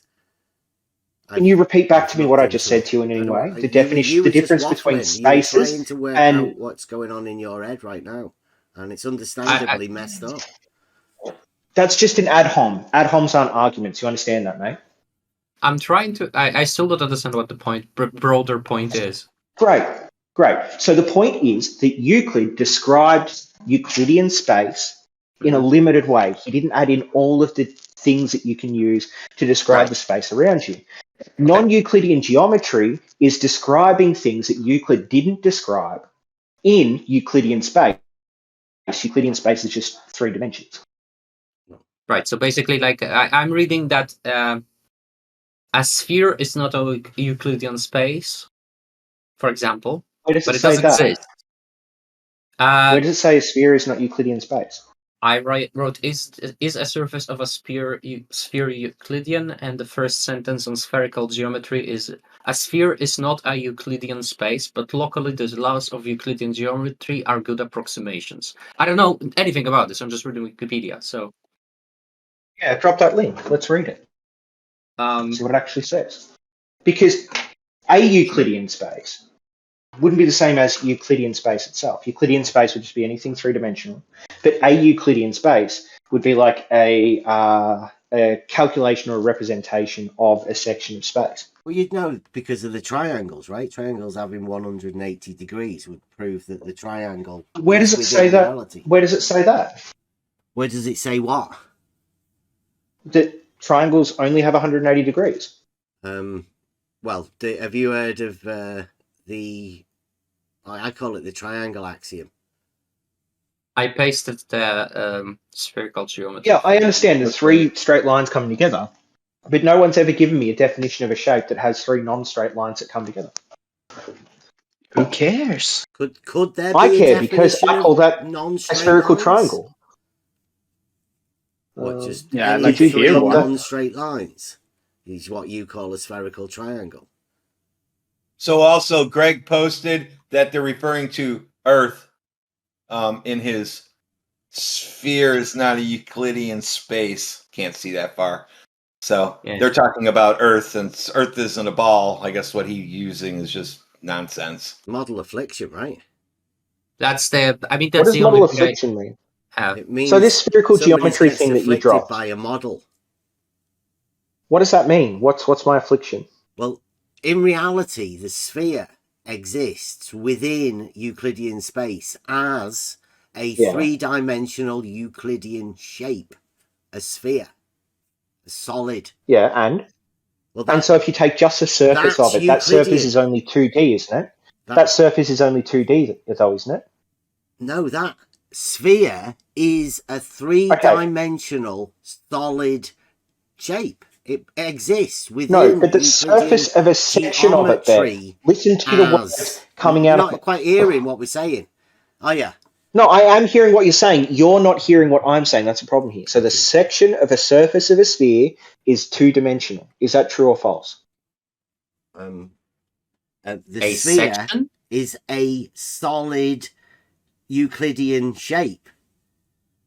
But a section of the surface, when you do it as a geometric measurement of any of the points of that surface of the sphere as just a section of it, would that be two-dimensional or three-dimensional? And this is just the abstract mathematics, not the actual like physical thing, because all physical things have a third dimension. 3D. Well, that's just another reification fallacy then, or the opposite of what a reification fallacy is. You're saying that the model has to be reality, but the model doesn't have to be. Stop. He cut a triangle out of a ball. I could see it. No. It's the surface. It's not a triangle out of the ball. It's it's part of the surface of it. A surface of that came from the ball is three-dimensional. I've figured it out. You guys are confused between the thing itself and the abstract concept or the mathematical representation of the thing. So you're thinking that if you have a like mathematical representation or try to like calculate some part of a thing, that must have that third dimension the thing itself actually has. But we don't do that in reality. If we want to find the surface of a cube, we don't add the third dimension of the cube, do we? Do we, Ben? We don't add the third dimension of the surface of the cube. There's only one geometry that makes it into 3D, isn't there? And that's Euclidean. That doesn't matter. That's a non sequitur. There's no more space. I'm saying right now, listen to the words coming out of my mouth. Say that it isn't Euclidean. Listen to the words coming out of my mouth. If you take well, thank you. Does the surface drop from horizontal? Let him chant. If it does, then it's entered the third dimension. Yep. So, if you take the section of a surface of a cube, you will only describe that in two dimensions. Let's talk about if you take reality. The section of a surface of I'm talking about mathematics, not reality. That's what we've been talking about this entire time. We are trying to get you to talk about reality, but it isn't reality itself. You're going to relate it to reality. It's best off if you start in reality. This is where your problems are going to be. Trying to link this fantasy world to reality. Your problem is the reifying of everything. You can't talk about reality itself Does the surface of a sphere drop from horizontal if you establish the horizontal on top? I'm sorry, I'm not going to answer. I'm going to finish what I'm saying. Is that okay? That's a tough question, isn't it? Is that rude? And then you can ask again after I'm finished. That's a tough question. Is that okay? What's a tough question? I wasn't listening because I was busy finishing my sentence. Does the surface of a sphere drop from horizontal, vertically? The 2D surface of a sphere doesn't, no. So you have a horizontal ball. Is that it? I don't understand what a horizontal ball means. Exactly. Okay. It's 2D, so it's only got length and width. It doesn't have depth. Okay, so there's no drop from horizontal, right? What's horizontal in this? Where do you get a horizontal? To me, this, Gary. Bev, shut up. You're not capable of having a discussion. Where does the curve come into it? What dimension's that? Yeah. Great. So the curve is the third dimension, but unless you're just doing the surface of. Unless I already said it was 3D, and you said it's 2D, but it's 3D. When you said the curve, I thought you meant the curve of the Earth coming to it. Is that what you meant? No, the line you just draw. You're drawing on your ball. Okay, you can draw a curved line on like a 2D representation. And the curve? Can't you? Do you disagree with that? Curve is not a straight line, is it? A Do you disagree line with that, from though? A to B, the shortest distance from 2 points is a straight line. So that line you're drawing is not a straight line. It's a curved line, and the curve is the third dimension. So how is it a 2D surface that you're now describing as a 3D? How is that? Because it's non-Euclidean, so it's not 3D. It's a curved line. Did I ask you before for the 3D definitions and the postulates and the axioms? Because this is the point: is that you're slipping something in here. You're slipping something in here. I read them out. I read the postulates out. It doesn't matter. No, Euclid's postulates. No, what do you mean it doesn't matter? No, you asked for the postulates. I read the postulates out for non-Euclidean geometry. So shut the fuck up. There were 4 Euclidean ones and 1 contradiction. Yeah. What's the contradiction? Euclidean is in 3D space. Non-Euclidean can be in 2D space. They're both just geometrical models. You just described your 2D surface as being 3D. That's what I don't understand. How can that be? What's the axiom for that? The third dimension is only if you're describing it in Euclidean space. If you're describing it in like non-Euclidean geometry, so just like a mathematical function, it can just be 2D. What's the definition that turns a straight line into a curved line, 2D into 3D? What is that? That doesn't make sense asking you for the definition of a logical argument or a concept. Well, how do you make the step? If I was sitting down with my daughter... individual words. Do you understand what the word definition means? Do you want a definition for definition, buddy? What I understand is that the truth somehow You can't even answer a simple fucking question like that. Listen, what I'm saying is, it seems to me that the truth lies in the speed you can get the words out. Somewhere in there, maybe, is the truth. Or some geometric equation in there. You know, the faster you speak, somehow you think that brings the truth. You just said it was a 2D surface, and then I said, well, the curve is the third dimension, and you agreed. But so they're both 2D and 3D in the same space. If I sit down with my daughter and explain that to her, I need more than just this gobbledygook, because she might ask me the same question. Well, isn't that 3D, Dad? No. You're confused. 2D. Don't say 3D. You're confusing. Go to your room. Go to your room. Don't say 3D. You're confusing, buddy. You're confusing the thing itself for the mathematical model of it. Do you understand that? That's a fallacy. In reality, that's a fallacy. Do you understand what a fallacy is, you dumb fuck? When you swear, you're saying you can't describe that thing using a mathematical model because you're not describing it as the actual thing itself. And the actual thing can't be represented as a mathematical model because if the mathematical model says something about it, the actual thing must be like that as well. You're a dumb fuck. That's a reification fallacy. You just proved my point, that the faster you speak, the truth is hidden in there somewhere. And as long as you don't look in there too closely to try and find whether there's truth or not, then it's fine. Just believe it. But like you said, the 2D surface was 3D at the same time. Yeah, and the slower you think, the less likely you are to actually understand the truth. Then explain how 3D can be 2D in the same moment. I did, you dumb fuck, because it's non-Euclidean. And non-Euclidean can be a 2D representation of a 3D thing. The weakness of your argument lies in your swearing, okay? That's where it No. lies. This is the frustration because you children have to mute me instead of having a conversation. I don't have the power of mute. I'm just thinking, sitting here thinking I how do, 3D can be 2D. That's all. How does 2D change into 3D? I've not answered that. 2D can be 3D and 2D at the same time. How? I've answered that a few times. Can you repeat back what I said? I've answered it. Can you repeat back what I said? Yeah. Well, I'm a child, and I should just silence was deafening. There was like 5 seconds there where no one spoke. Because I can No, repeat you it. just call me a dumb fuck child, and I should just believe what you're telling me, and that I can don't repeat understand. it. I can repeat it. He said, imagination, imagination, imagination, and then imagination. That's it. That's what I thought. But that's because I was looking at the words. Because you can't repeat back anything I've said to you. I just You did. said that 2D was 3D. That's the point. None of the swearing. No, when did I say that? When did I say that? You can't remember what I've said, can you? Because you have the wit of a 5-year-old, which is why you're confused by fast talk. You said the surface of the I would, ball. but he brought up how fast I talk, and I'm not slowing down for him. So he's either stupid or like.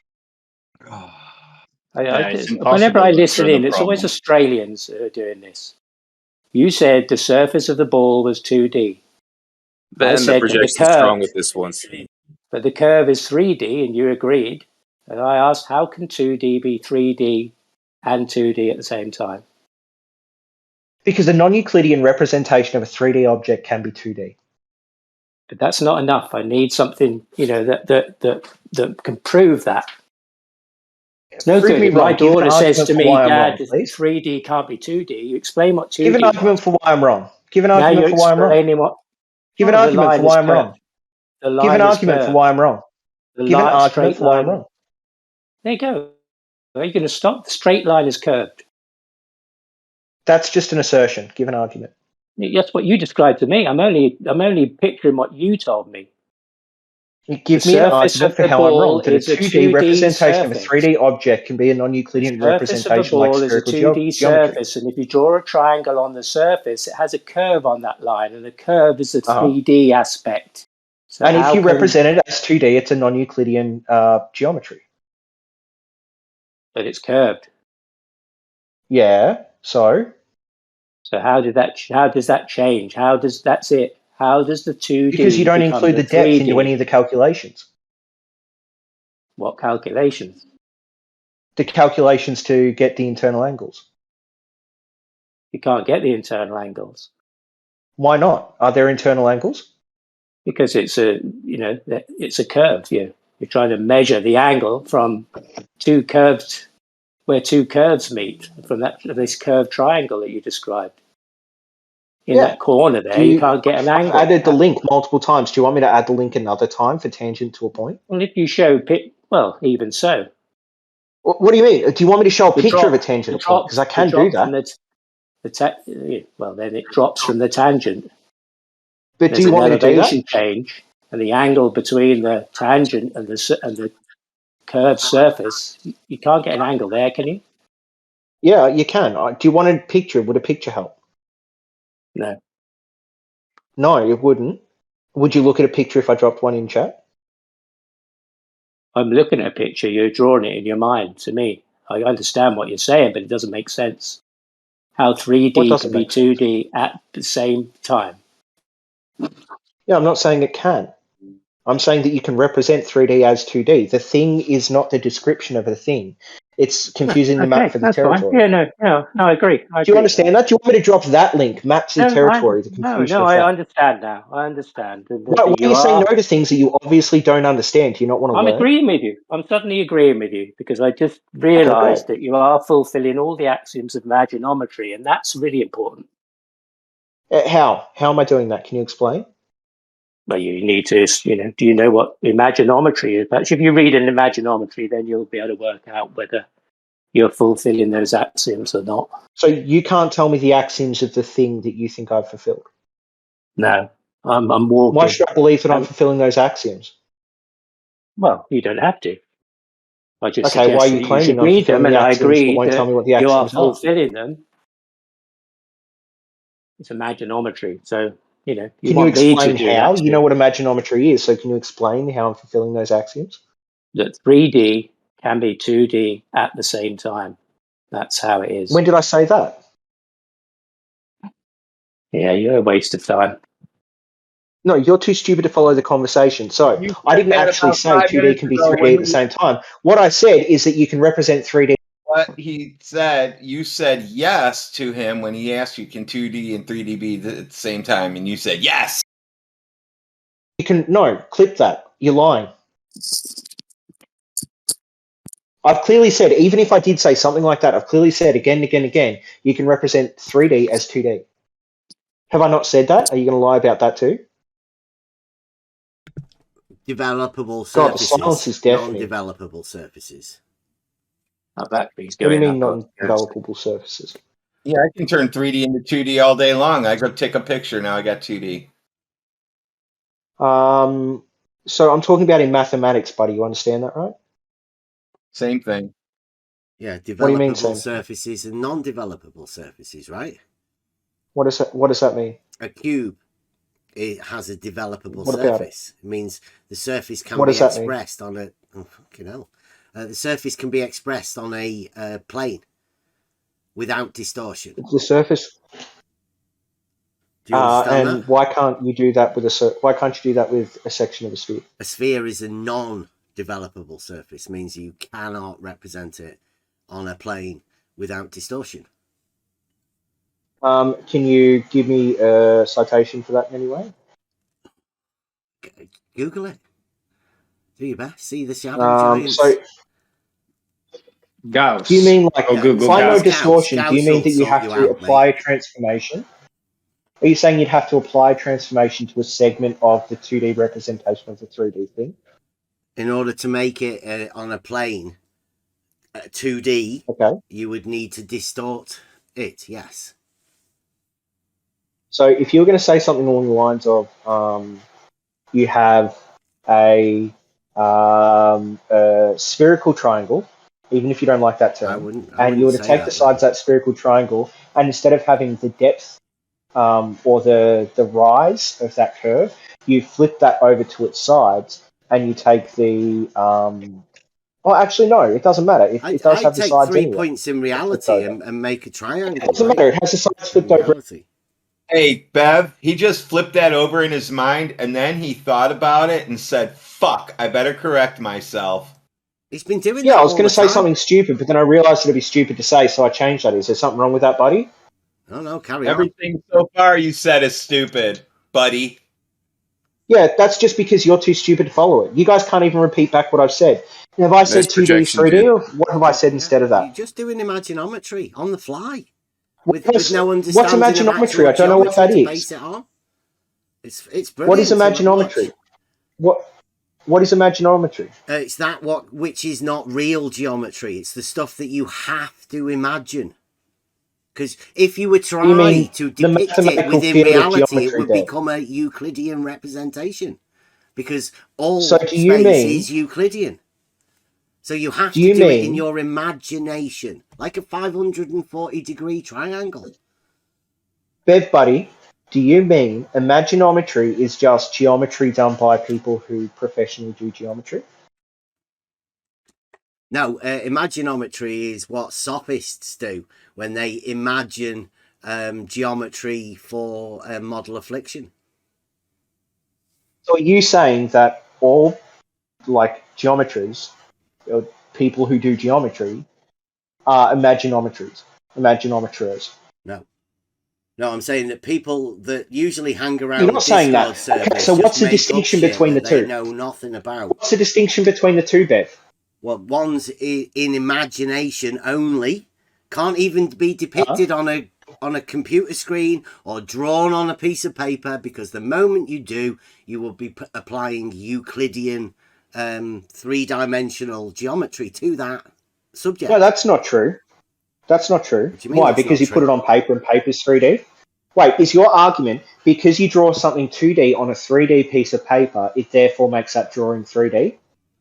How would you don't really understand how we do this, but you know when architects can you just answer you know how architects draw things and they fella, place it I on a asked you a piece of question. paper Can you and they just answer place it, it within please? an XYZ graph system, whether they do it with Big perspective champion, or I asked not. you a question. Can you just answer the question? Well, So my question you was, seem to be just chanting over the top of me, like trying to get me to answer a because question you're not that you answering my probably question. don't So comprehend anyway. But go on. I dropped the I'm gonna Formulate read it as the best you question, can. okay? Bev, mate, are you ready? Okay, my question was, are you saying that if you draw a two-dimensional shape on a three-dimensional piece of paper, does that mean that drawing of a shape is three-dimensional? The actual lead that you would place upon the paper would definitely be three-dimensional. You Yes. dickhead. The paper Honestly, would Bev. as well. Mm-hmm. That's the dumbest fucking thing ever Everything because you're in not using that reality is calculation of three-dimensional. depth. Bev, Yes, it you're is. not using the calculation of the depth of the lead or the paper to figure out any of the internal angles or any of the sides of the shape The you've fuck? You drawn. can hold You're the so lead, fucking dumbass. It's stupid for 3D. thinking that's an argument. Doesn't change the fact that the lead is 3D and the paper is 3D too. I'm not disagreeing with that. I'm talking about the Oh my god. fallacy of thinking that drawing something as 2D would make it 3D just because the components of it are 3D. No, it's still a Did you 2D not understand? representation of 3D space. Just because there is some depth Yeah. to it that isn't in any part of the calculation doesn't mean it suddenly becomes a 3D representation. I'm not saying that. I'm saying it is actually 3D No, in Yes, that's reality just when you dumb, draw on a dude. piece of paper. Dumb cunt whose Bev Try Thinking Whoa, said something slow that down, fucking mate. retarded. Whoa. You stupid Yeah, breathe. hypocrite. Yeah, calm Breathe down. and stop projecting. I How am know I times can projecting? be I didn't hard say when you something as You're find stupid pointless, yourself as in a dumbass, but so drawing. breathe. predicament. If I drew a square on a piece of paper with sides. That's not what he said, dumb fuck. I needed to. It just sounds like a shit show with him. He is so out of control. He left. So what happens? I mean, he's just a retard. He's insecure about his own intelligence, so he's just projecting. So it's just group therapy. I was just telling the missus, I think we'll go over this tonight's subject. It's the result. He axiomated there being no parallel lines. Well, how do you do that? Like, how do you place that as a self-evident truth? You'd have to literally get rid of squares. But if you axiomate that in your mind, like truly, you end up getting really stressed out about, I don't know. And he couldn't get past the surface being of something in reality being 3D. Has to maintain that 2D thing. I mean, I consider 2D as a plane, and that's flat. He wanted to put that the surface of everything. That's a true flat earther, right? The real is in the mind. That guy wants to make everything 2D, but is it 2D? Does he have an understanding of 2D, or has he warped that too? Probably because he's axiomated there being no parallel lines. Why would somebody do that? Yeah, the difference is 2D doesn't exist in reality and 3D does. I mean, it is really bad to axiomate the idea that, you cannot have parallel straight lines, as obviously the shortest distance between 2 points in reality is a straight line. So you can obviously have parallel straight lines in reality. But don't forget also, on top of that, his first four, he called them axioms, but they're just, well, the fact that all right angles are equal, that's actually an axiom. But the first three ones were just postulates. And they were all talking about straight lines. The one thing he's arguing against, he wants to place as axioms within his system, which contradicts the straight line. I mean, it's quite obvious that he's lost within his own paracosm with saying these things.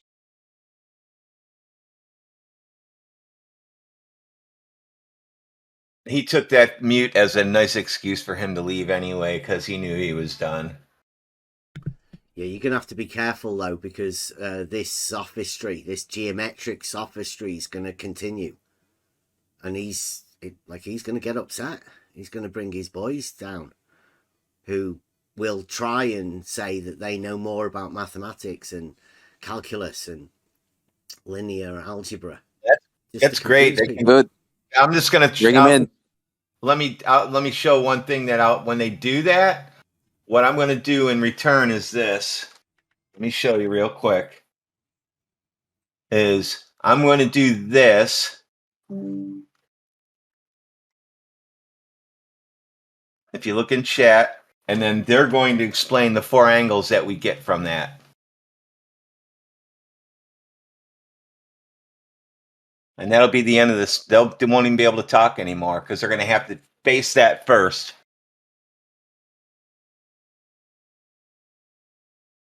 But they'll have their sophistry ready.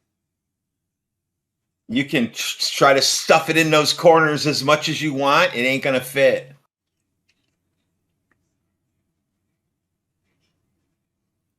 Yeah, as you said, the sophists are the ones who are learning here. Go away, lick their wounds, find another little diversion tactic, a little bit of algebra or some kind of gobbledygook, and come along with that and argue that for a couple of hours. Yeah, get ready for the your drawing there. That's Euclidean. They're not talking about that. They're talking about non-Euclidean. Not that. Well, they need that in order to do the rest, to get me the angles for his 90-degree. That's the beauty. His spherical triangle. He needs to be able to do that to give me a sphere. No, this is the not that without the that. Literally, just the not that. That's what you're dealing with.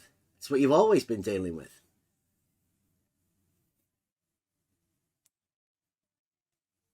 I love SolidWorks. It makes people shut up a lot.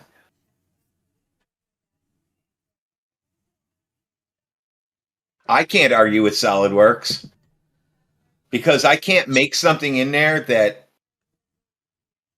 if I try to draw some weird shit and connect it together and I try to print it, the printer will error out.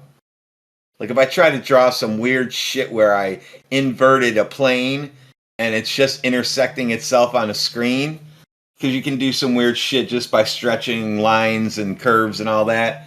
And then if I try to print it, it won't be able to print. It will just error out. It can't resolve that. Yeah, so the printer only works under the Euclidean geometric rules as well. Yeah. Like most people's minds. But, well, that's how they were designed, by how people think and how reality works. But if people think they axiomate that there are no parallel lines, then well, I mean, that's how engineers think. I have to clarify it. That's how engineers think that designed it. Yeah, they just be. All I'm saying is really these people that are going to come with a not that attitude. It's not their fault. They've axiomated something within their mind, and I don't know whether you can get it back once you do that. I'm not too sure whether it's capable of reforming a Euclidean understanding. Just be gentle with them. Yeah, I'm not sure if there aren't. Yeah, I'm not sure if there aren't some who are coming who are not promoting the globe, but creating a situation where you become trapped in the false dichotomy, just in the arguments, the nonsense arguments that just keep you there, keep your mind in this place that won't produce any truth. Just keep you locked into these endless nonsense arguments. That's the aim of the sophistry.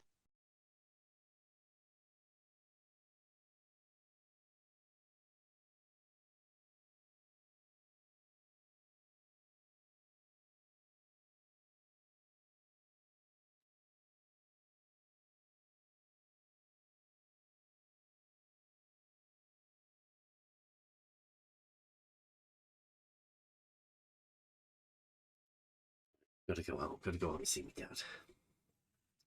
Have you guys did you guys watch that the biblical cosmology debate, the great.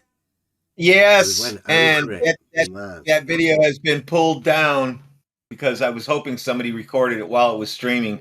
He immediately pulled that down, that glober. Yeah. That fucking spiraling glober went insane in front of everybody. And he lost quite a few followers, I'm sure, because of that, because I read the comments from his followers. That's why he got rid of the video, so he can get rid of the comments. He showed the passion. But yeah, I would expect so, the comments, because the video's been mirrored by a load of people. I can get you the link now, because do you want it? Of a mirror. The video doesn't have the comments, right? It's just a video they captured? Yeah, we just went over the video, yeah. I don't know about the comments. You mean the live comments? It was getting near the end, and actually the comments stopped. It just completely stopped, like somebody went in and just turned off the comments to be allowed to happen. Everybody just immediately stopped typing. So somebody stopped that because their comments in there were from the Glober saying this guy is like making us look bad, or making himself look bad, or representing things in the wrong way. All those different kind of terms were coming out, and I was watching the end, and I'm watching him, after he told the other guy to get out of there, so he did, and there's still video running, and all the chat was frozen. Nobody was doing shit, so they knew what was going on. He pulled that video immediately. I went back to watch it, and it was gone. Yeah, it's still on Odal's site. Okay. And on his, it's interesting. If you watch that, when the guy gets kicked out at the end and they're walking away with the video, it's Witsit. Witsit's the video recorder. Running the stream there. Yeah. So it goes, as they wander off, going, hey man, because he was going to be called up. Witsit said, oh, they were going to call me up. I thought this was Odal's stream. But it's Witsit wandering off with JT. I thought, well, that's odd. They're on the Ben Odal Europe channel. So it's still up. The whole video is still up on his channel. And there's other places too. But I thought that was really interesting. You can post a link or something for us.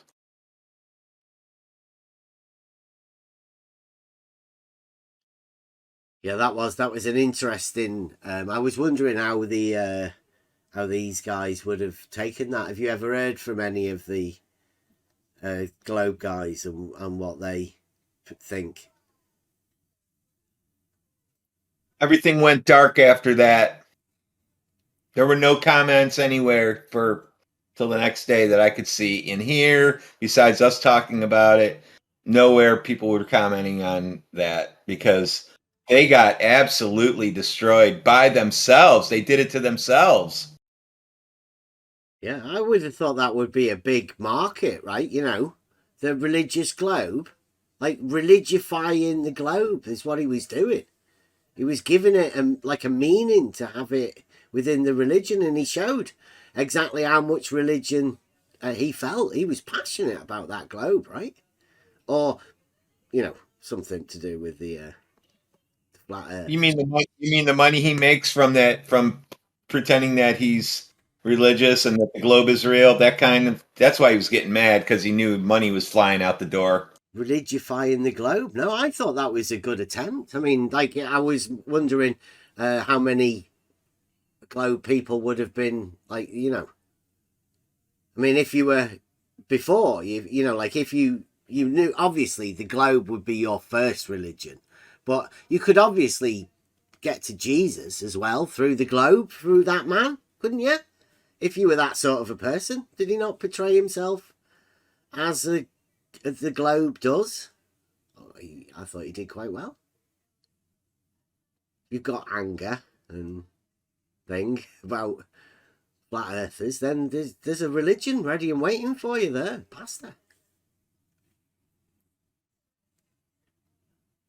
Seems to have the same sort of energy that guy had a bit earlier. Isn't he? Similar sort of thing. Very much so. It's They're very strange, isn't very passionate about don't take the ball away from them. Yeah. Yeah, to a religious sort of thing. Like now, you can see the passion of the pastor. Anytime you hear somebody. If he wouldn't have gotten if he knew he wasn't going to get his ass pummeled by the other guy, I think he would have tried to attack him. Well, I mean, I don't know. I wouldn't encourage this thing, but I mean, I was just relating it to your man that you just had round here earlier. Like they get to a frustration state, don't they? I mean, much like that pastor did, where they seem to find themselves with nothing to say. They don't know where they are. There's no proof. There's no proof in science, and apparently there's nothing in the Bible either to support this dogmatic model. But they're told it has to be. That's why he got told to get out, because he reopened the Bible and said, "Oh, and you lied about this right here." Boom, boom, boom. And he said, as soon as he said that, it was over. He knew he was busted. Yeah, I've heard that they take truth seriously within the religion sort of thing, within the Bible, the book. I mean, it's what you could say similar to the foundations of mathematics.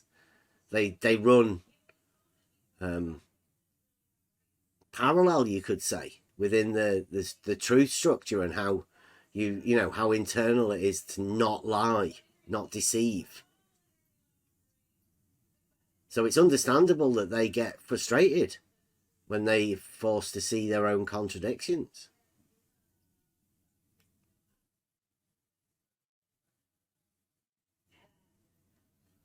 Just have compassion with them, because they're going to be attempting.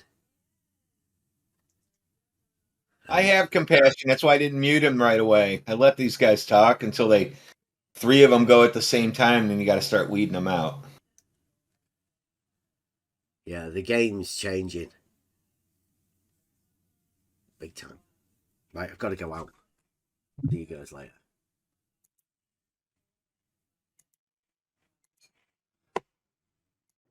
Something about what they were doing to the sheep at the time. Is this because of the great biblical debate that they had? Has that stirred up? I honestly have no idea. I think it's just something that was going on in the papacy that they were sort of discussing amongst themselves. Or it could have been like a common belief amongst the people that the church just took up. Like that seems to have happened a couple of times. No, I mean, like, why do you bring this? Oh, so I live in Italy, and today's a holiday. And I believe that's the holiday. Nice.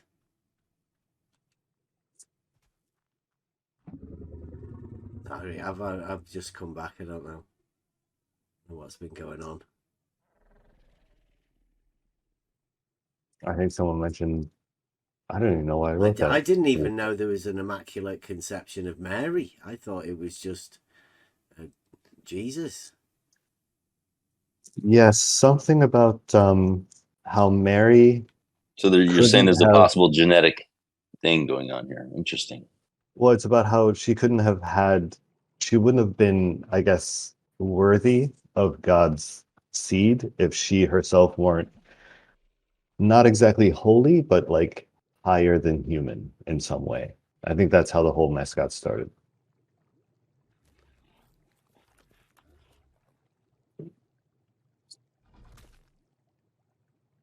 First time I've ever heard of it. Yeah, I've never. Well, I mean, I could just look it up, to be fair. Google it.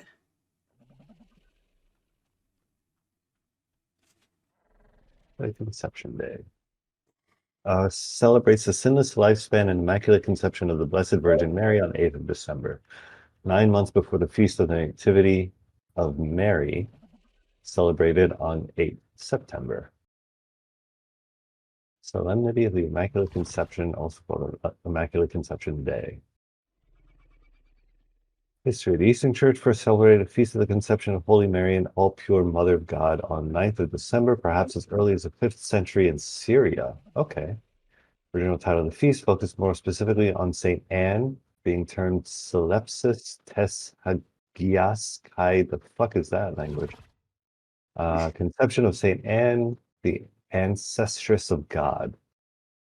By the 7th century, the feast was already widely known in the East. However, when the Eastern Church called Mary Akrantos, quote, spotless, quote, immaculate, this was not defined doctrine. So I guess it was defined later.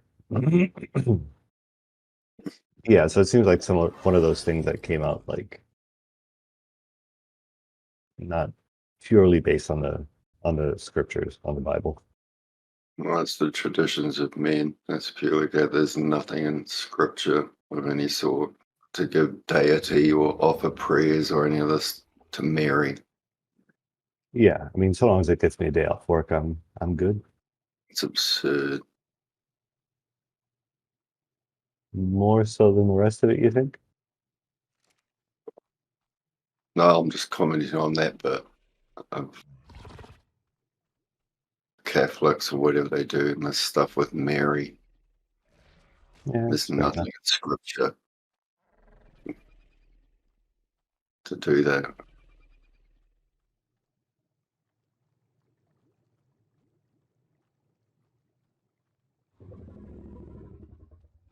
Yeah, they're the weirdest real estate moguls I've ever seen. That's for sure.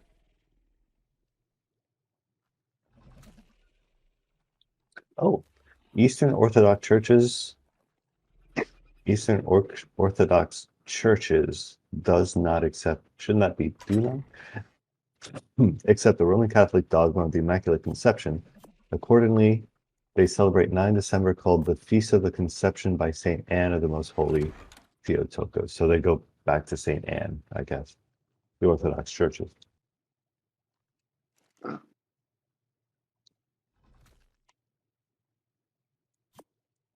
You watched that debate thing. What do you think of that?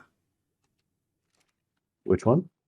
The biblical debate over the weekend, the great biblical. Oh, I saw part of it. I saw the first half. It was late here, so I had to dip out, but I meant to finish it and I never did. Between who are they again? Locke and Odell. Yeah. Two American Yeah, I caught the first half. And what did you think of it? Yeah, when you're done watching it, check out Bev's reviews on it as well afterwards. Sure. Our reviews over here. Great. Well, I started watching it because I thought it would be more about flat Earth than religion. So I don't know. I kind of lost interest a little early, maybe, but Wow, because you were. Is that because you were after the flat Earth? I don't know what you mean by after, but I was more interested in that aspect of it. Yeah, you were looking for the flat Earth proofs. Not proofs, just wanted to hear two people talk about it.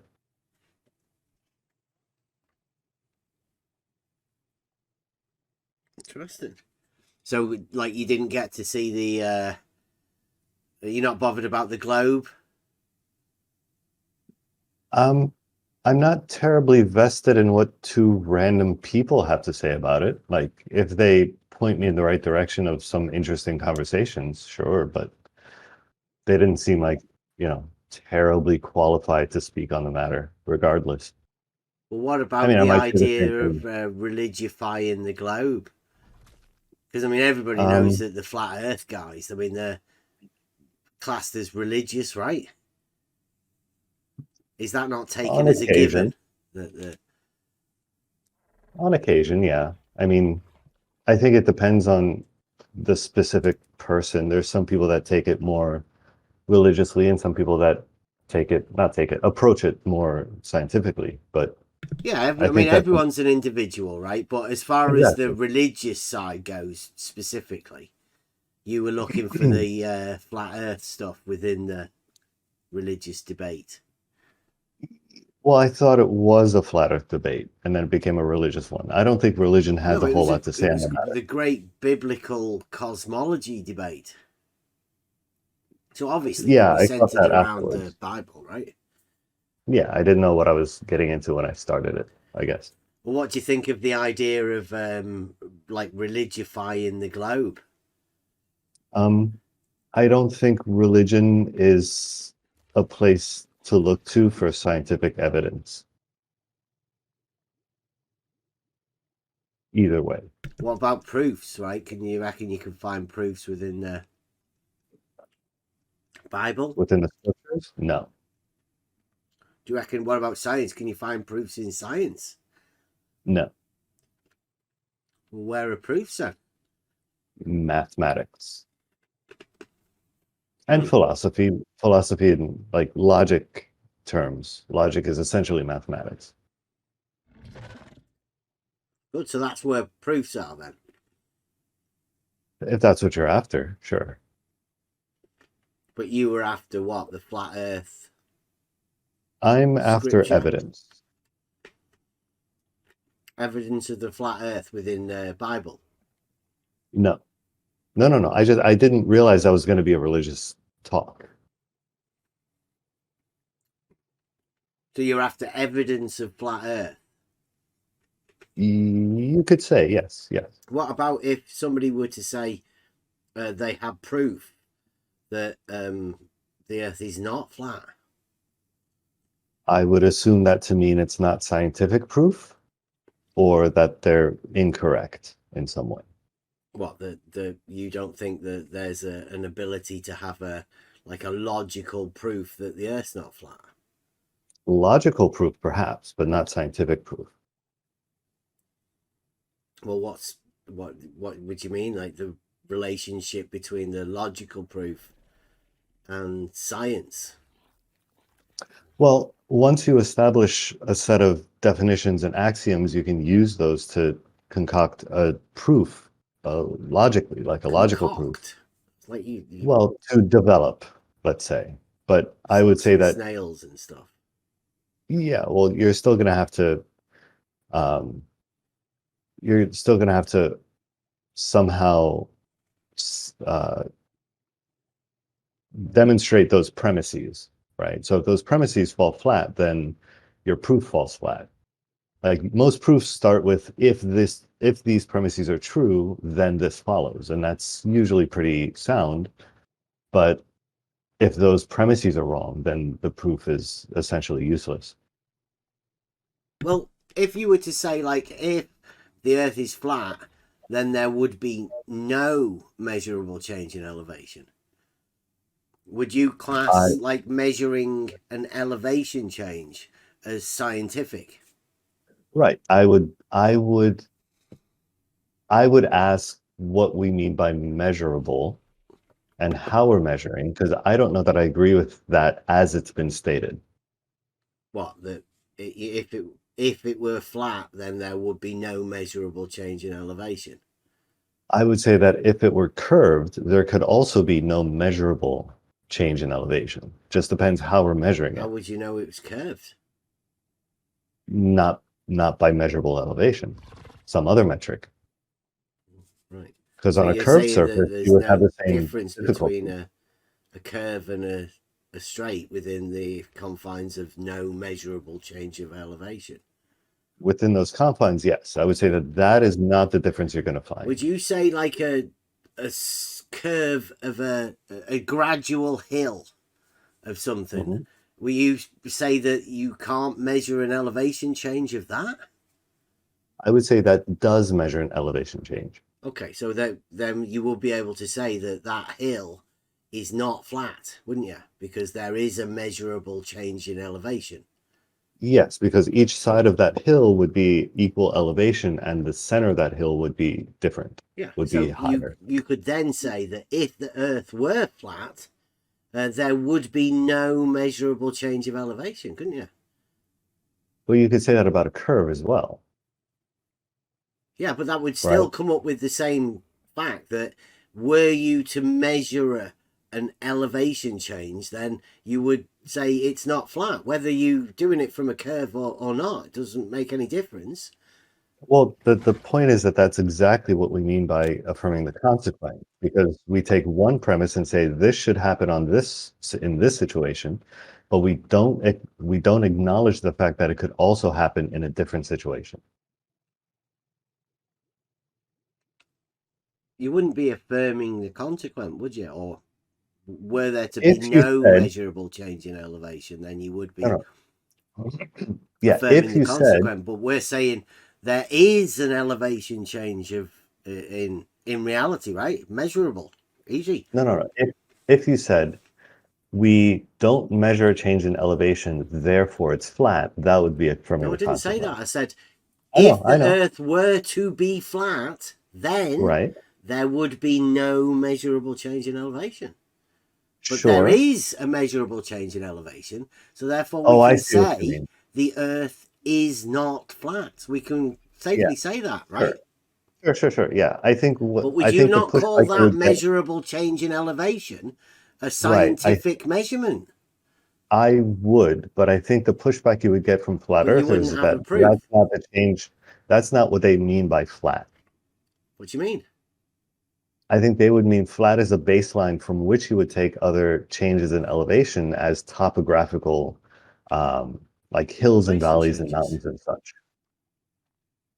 Yeah, they don't mean the flat earthers I've spoken to, and maybe you've had different experiences. Don't worry about your flat earthers, mate. We're talking about that argument, right? The fact that you said that there is no proof, scientific proof, but that would be a proof that the Earth's not flat. By you measuring that scientific measurement of an elevation change. Well, that would be a logical proof, right? Yeah, so it would be a proof then, right? You can have a proof that the Earth is not a flat. scientific one. Yeah, it would be a logical proof, not a scientific proof. But it's still a proof that the Earth's not flat. Sure. Yeah. I'm fine with that. But that you would say that scientific wouldn't be the measurement. You wouldn't call that scientific. You could use both of that in some scientific process, but alone they are not science. Just a in measurement. And of themselves. No, I mean I wouldn't say measuring things would be a scientific operation, but I mean you would actually be doing something in reality, a physical thing, right? You would be measuring physical reality. So would that not be classed as scientific endeavor? Yes. Yeah, I think you could say that. And you could link that together with the logic, right, to come up with a proof within reality. Sure. Yeah. But you said earlier you can't have that. Well, you could link it together to come up with one. Yeah, well, why can't you have that as a proof within reality then? Oh, you can, but it's not a scientific proof. It uses science on the one hand, uses logic on the other, and together you could use that to. Actually, I don't know if I'd call that proof exactly. It would come pretty close, I think, but strictly definitionally, I don't know if that would qualify.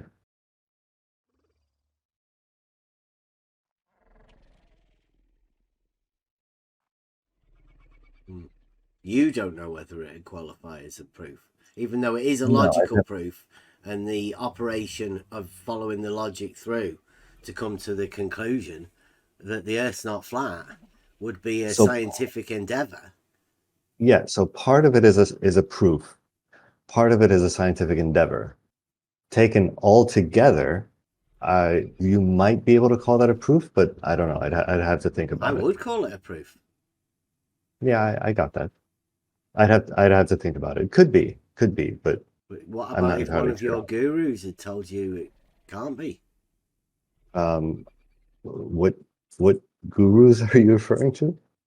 The one of the people that said that if you try to apply a proof value to science, then that's pseudoscience. So that measurement, judging by the proof given, would seem to be a not proof, wouldn't it? Pseudoscience. To answer your question directly, it wouldn't be enough for one of my quote gurus to say that. Okay, that's good. Yeah, I mean, I would. Because there's a lot of people dispute that the go fact around I saying have that you belief. can't have a proof in reality. They don't exist. Well, you can't have a scientific proof. Proofs do exist in math and logic and such, but In reality. not in science. Not in reality though, because that's where that proof would be within reality, right? I don't know that proof has any meaning in reality. Like it has meaning in logic and math. Doesn't have meaning. It's 2023, modern, right? You're talking about in modern day thought processes, because I mean proofs have a value, don't they? Surely. Well, proof might be how we come to knowledge, but we can have knowledge, we can have beliefs, we can have certainties, or to a greater or lesser degree of certainty, but I don't know that we can have proofs in the sense of like some proposition we hold in our head, right? That wouldn't be called a proof in any sense of the word. Like what we define as proof is really confrontation of some construct and its ability to be falsifiable, right? Or its ability to be falsified. So when we say in reality we have proofs, I mean that sounds like a syntactical error to me. A proof has to be falsifiable, did you say? No. A proof is something that relates a proposition with its being falsified. So we can prove, when we say we prove something, that means that we've established that it cannot be false, right? So that requires some proposition and some process by which we eliminate all the defeaters, right? And we can do that sort of in bulk. We do that with the logical statements. Yeah. Exactly. So we can do that in bulk and say, like, this whole category of falsifies can be eliminated. These will never falsify this claim. And we do that enough, and we say this proposition has been proven, right? But to say that we have proofs as like we have knowledge or we have beliefs, I don't know that that makes any sense syntactically. I found that in modern times, people don't have proofs. Well, that's what I'm saying. Like, I don't know what that means for people to have proofs. Like, what does that even... Because you don't have a proof, innit? You don't have one. Well, I accept that they exist in logic and math, say, but for people to have... Do you have a proof within logic and math, then? I don't know what that question is even asking. Like I'm going to tell you again, you don't have a proof, do you? You just believe that they exist in this other realm, but you don't have any. You're just hoping that somebody else does. Okay, so you acknowledge that we have beliefs and we can have knowledge, right?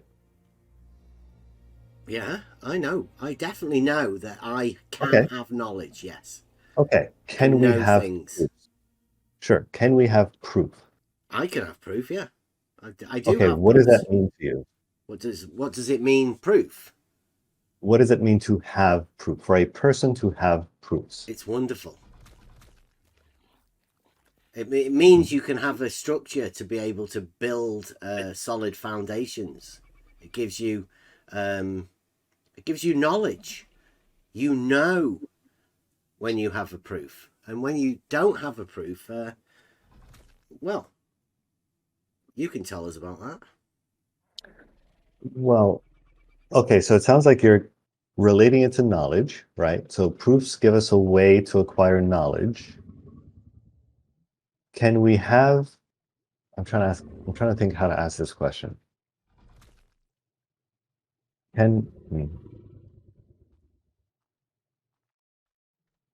Is the process of acquiring knowledge the same as the process of acquiring proofs? Yep. Exactly equivalent? Yep. True knowledge, yes. Okay. You can't just look at a picture and imagine that you're gaining knowledge, can you? So would you say that proof is equivalent to knowledge? Like if we know something, then it's proven. Well, if you know something, but I mean, you not having any proof or any concept of proof, how do you know if you know something? I don't think you do. Okay, so can we know something that has not been proven? You tell me. Can you believe that you know something without proof? Well, knowledge is a kind of belief, right? No, that's belief. Do you believe that knowledge is a subset of It'd be belief? like faith or something like that. That's not knowledge. I agree, but That do you think exists that within knowledge? belief. Faith. So I would argue so does knowledge. What? Look, knowledge is not like belief or faith. It's in the category. I would say that there's distinctions between the three. Go on, and what's the distinction? If you have a proof, then you have the knowledge, and it's not a belief anymore, and it's definitely not faith. I disagree. I would say that it's still a belief, but it is also knowledge. I would say that the distinction between the three. So would you a believe belief, then that knowledge exists within proof? We can agree proof? on No. that, right? Not within proof. No. Well, I don't think it's a subset you of don't proof. I gain the think knowledge when you gain the proof for the thing that that is you're a wholly gaining. different question. That's What do a you mean? It's different not a question different than the one question you like, just at asked. all. It is. It is. When you say within, I'm thinking of subcategories. I would not say that knowledge is a subcategory of proof. Well, where is it then? I would say that knowledge is a subcategory of belief. The same as faith is a subcategory of belief. Except faith has less justifiability, and belief versus knowledge, belief has less truth. What, the knowledge or proof? Because proof is truth, Then right? I wouldn't say that proof is truth. No. Would you not?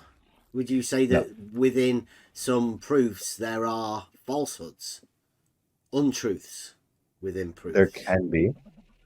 I would say that a proof has to be accurate, right? So we can have things that are proofs that are incorrect. And I think that might just be a misnaming.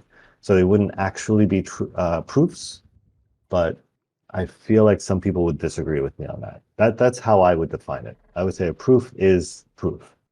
A proof which is proven wrong was never proof to begin with. It was just misnamed as such. But then we get into like valid versus Did you sound. just say and a proof which was proven wrong? Yes. Does that not sound contradictory to you? That's what I'm say saying. those words. I would say that was never proof to begin with. Someone comes to you with this thing and they So say, you can't here's a have proof. that's proven wrong then, can you? Right. That's misnamed. Someone made a It was mistake you in that said calling it. it a proof. I'm pretty sure I was pretty clear with what I'm saying. But you did say that. Yes, by necessity of the English language, I have to momentarily use a word that may not be correct to explain why it's incorrect. You spoke a nonsense. And then I explained why it was a nonsense. But you still spoke the nonsense that you spoke and then said that spoken nonsense was nonsense. That's right. Yes. Well, that's pretty obvious, isn't it? Because you spoke nonsense to start off with. I really hope it was obvious, but you're making it sound like maybe it wasn't. You know, it's not a very clever thing to do to speak nonsense and then tell people that you were speaking nonsense. No. I was saying someone could say this thing, right? They could come to you with a proof, quote unquote. They call it a proof. And then you say, well, no, here on line 67, you made a mistake. This doesn't actually prove the thing you wanted to. So this quote You don't know unquote what a proof is, mate. has been proven wrong. You think you've got a line 67 within a proof. You've not got a concept of what proof is. And it shows. In a mathematical proof. It doesn't matter. Any sort of proof. You haven't got a concept of it. It was wrote down in line 67. I mean, that's ridiculous. That's not proof, is it? If that was your concept of proof, then it's pretty obvious that you don't know what a proof is. You hold no proofs. Oh, well, can you clarify? Well, surely the black swan to that statement would be for you to sort of give us a hint on some sort of proof that you might hold. But you can't, because you haven't got a proof. The proof that 1 + 1 = 2, for example. Go on, please. It's a mathematical Go proof. on, please expand on that. Just to No, I'm show not us gonna, how little you know about proof. But go on, expand on the proof.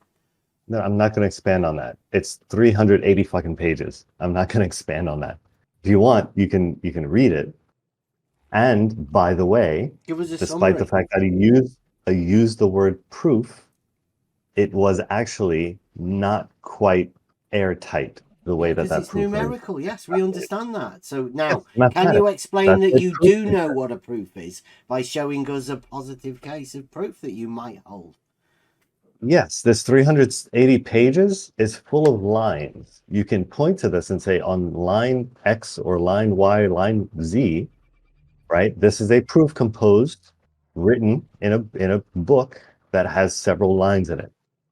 So this is demonstrating to you that proofs can have lines, which seem to be the contention. I don't know why that's even up for debate. Doesn't seem controversial to me. Yeah, justify it however you want, mate. I don't know what the contention was. Like, proofs can't have lines?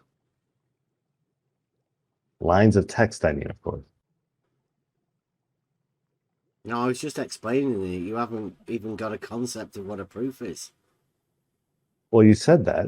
I'm trying to understand why you say that. Because you keep pointing to a book that somebody wrote. Was it Bertrand Russell? It was two people. I don't remember the names. Hold on. I think I can find it. They are shadow giants. How dare you not remember your shadow giants? I don't care. Like 1 + 1 = 2. I'm happy to take that as an axiom. I don't need the proof. Certainly not going to read through it. What's 1 then? Can you define 1 for us? The way they did it, they defined 1 as a commonality of sets. So the set of all things that contain one object, which as I explain it, I need to use the word again. The way they did, the definition of 1. Yeah, the way they did it, they didn't need to repeat the word in the definition, but it was Russell and Whitehead. Yeah, go on. I didn't read the proof. I don't know. I don't need to read the proof. Well, how did they define 1 to start off with? I don't know. Law of I'd have to read the identity, proof. right? I would have to read the proof to tell you that. I have no idea. Wow. How would you define 1? I don't know. I'd have to think about that. I think I'd probably start with something about singularities. I think I would develop the whole number system the way that it was developed naturally with ones, doubles, and multiples, but I'd have to sit down and figure out where these things contradict and root out the contradictions. Like it's not an easy thing to do off the top. I think the definition of 1 would be your starting base, right? Doesn't have to be. No? I mean, it feels like a natural starting point to me, but I can conceive of methods that start somewhere else, say. Yeah. Well, unless you readily define 1, then how could you prove that 1 + 1 is 2? Oh, yeah, that was the point of definition of 1. Yeah, I'm pretty sure that was the whole point of their trust dive. Sure, that was the point of what they were doing. Yeah. But if you want to prove that 1 and 1 = 2, that's probably where you would start. Yeah. If I want to develop a whole number so you haven't system even or got a definition of one to start with your concept of the proof, for example, that you wanted to bring. So you're like even less than you started off with not having a proof, and now you haven't even got a definition to start the identity of your proof. I mean, you've got less now than you had before. It's not my proof. I never presented it as my proof. I'm just saying that is an example of a proof, and it has lines, which was the contention originally. No, the contention was the idea that you didn't understand what a proof was because you don't hold a proof. Exactly, and that was based on the fact that I mentioned lines in describing one, and you said, well, clearly you don't know what that means then. And I gave you an example of a proof that had lines in it, and I think I've satisfied that query. It's not your proof, is it? You've got no idea of the concept of proof that's within that. Well, I can recognize a proof to have an idea of the concept of proof. I don't have to make my own, right? Like that's setting the standard a little ridiculously high, I'd say. Yeah, it's like someone else vicariously holding proofs for you.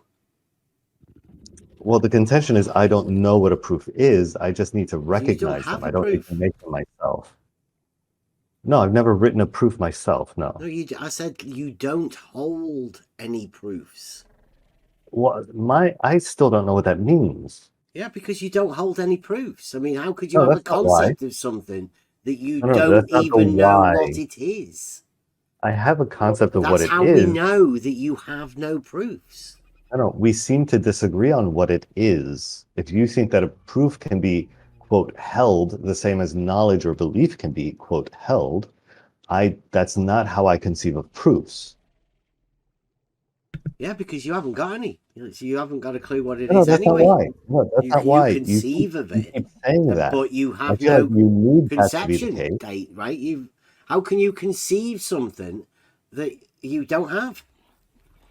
Is it gestated at the moment or something? Syntactically, I don't know what it means to have a proof. You keep using that phraseology. I don't know what you mean by that. That doesn't comport to how I conceive of proofs and having, in the sense of having knowledge, having beliefs. Those two things don't function together.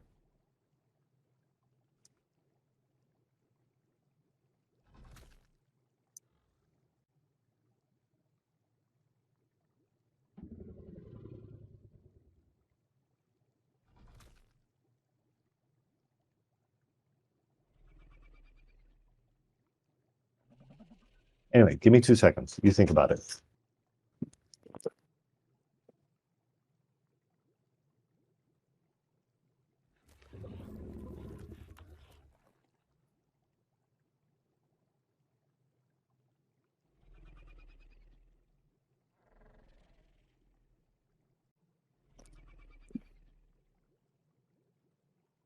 Okay, Just sorting me water distiller out. Do you distill your water?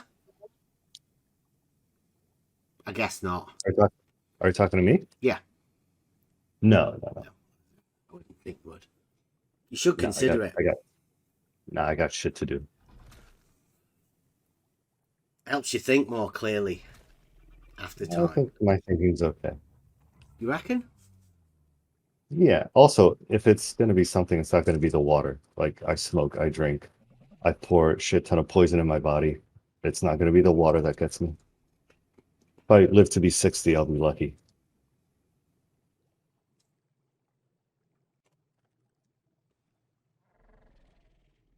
I think the human body is more resilient than people give it credit for. It's life, right?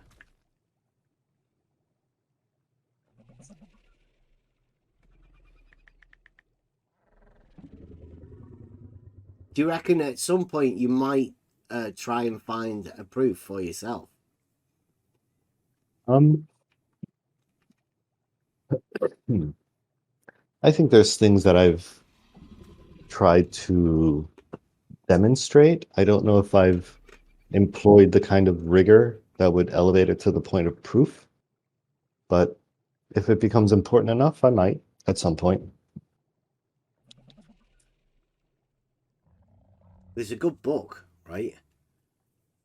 Second only in published editions to the Bible you heard of it? It's called The Elements. Yes, I today actually downloaded a PDF of it. I was pouring through it. By the way, I may have to go in like 5 minutes, just so you know. Okay. It's a book of proofs, that.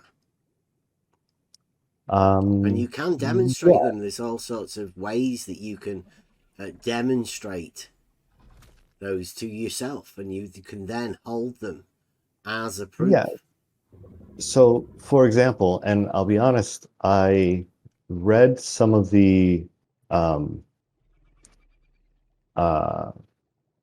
criticisms before I actually read the elements.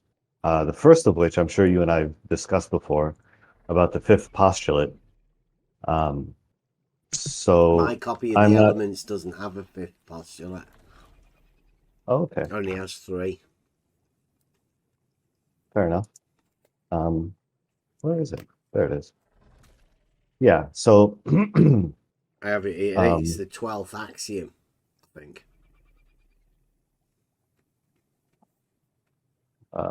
Definitions. Did you get a revised edition?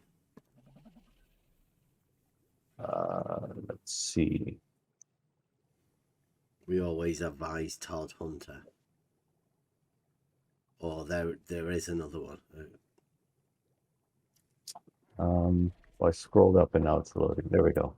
13 books in the Elements, translated with introduction commentary by Sir Thomas L. Heath, 2nd edition unabridged. Mm-hmm. Volume 1, introduction, and books 1 and 2. And what does it? How many axioms does it have? I had just gotten to the definitions. Oh, right, start at the beginning. Best place to start. Yeah, there's like 100 pages of like introduction. Yeah, just go through the definitions. Right after the definitions, there should be the axioms.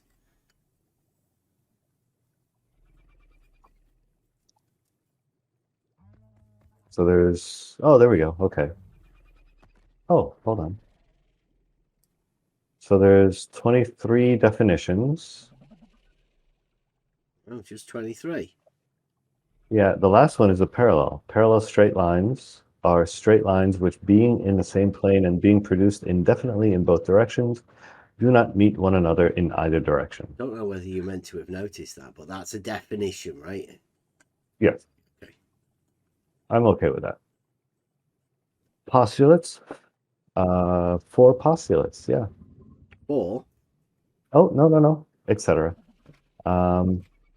There it is. Yeah, that if a straight line falling on 2 straight lines makes interior angles, blah, blah, blah. Common notions. Notes on definitions.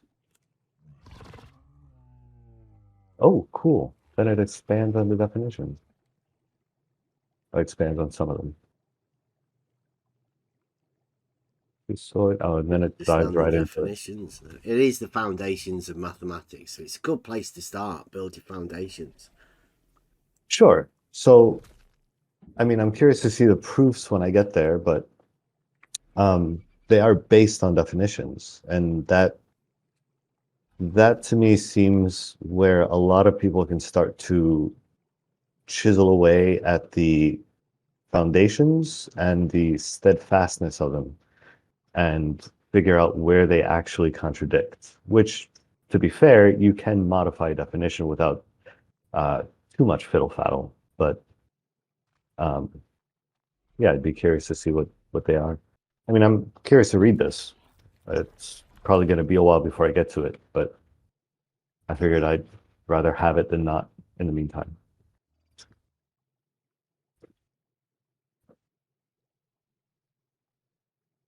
By the way, so before I go, I took a peek at your website there. That imaginometry stuff, did you come up with that, or are you describing something someone else came up with? Yeah, that's imaginometry.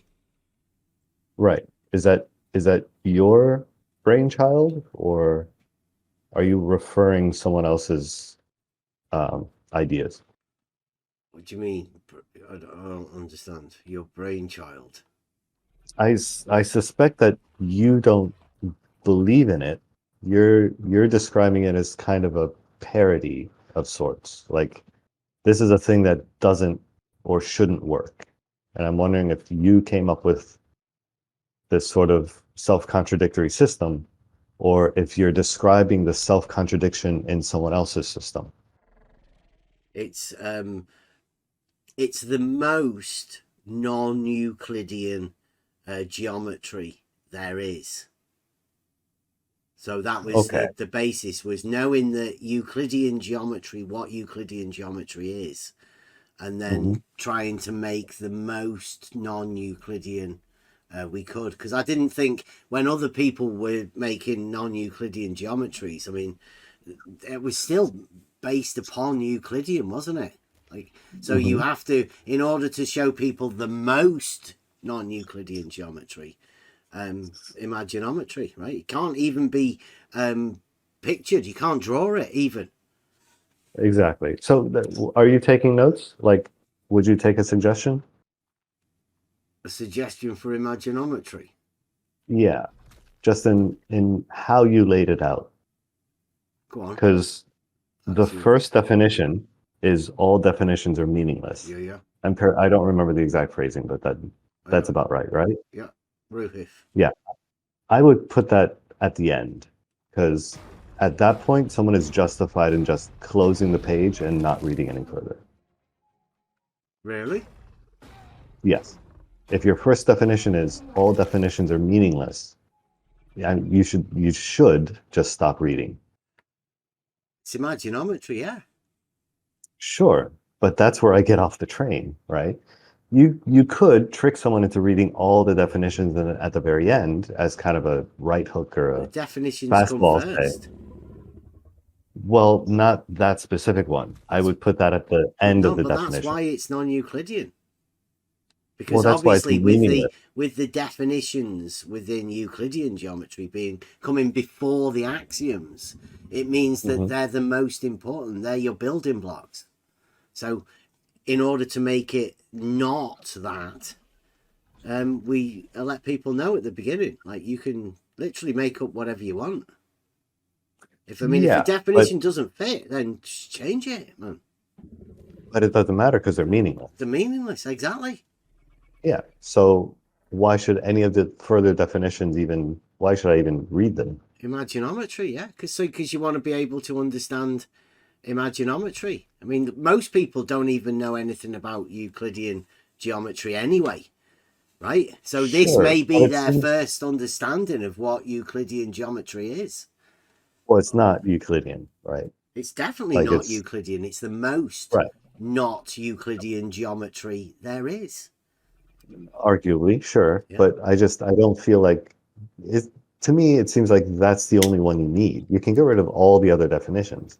Just say all definitions are meaningless. Have fun. Like, go nuts.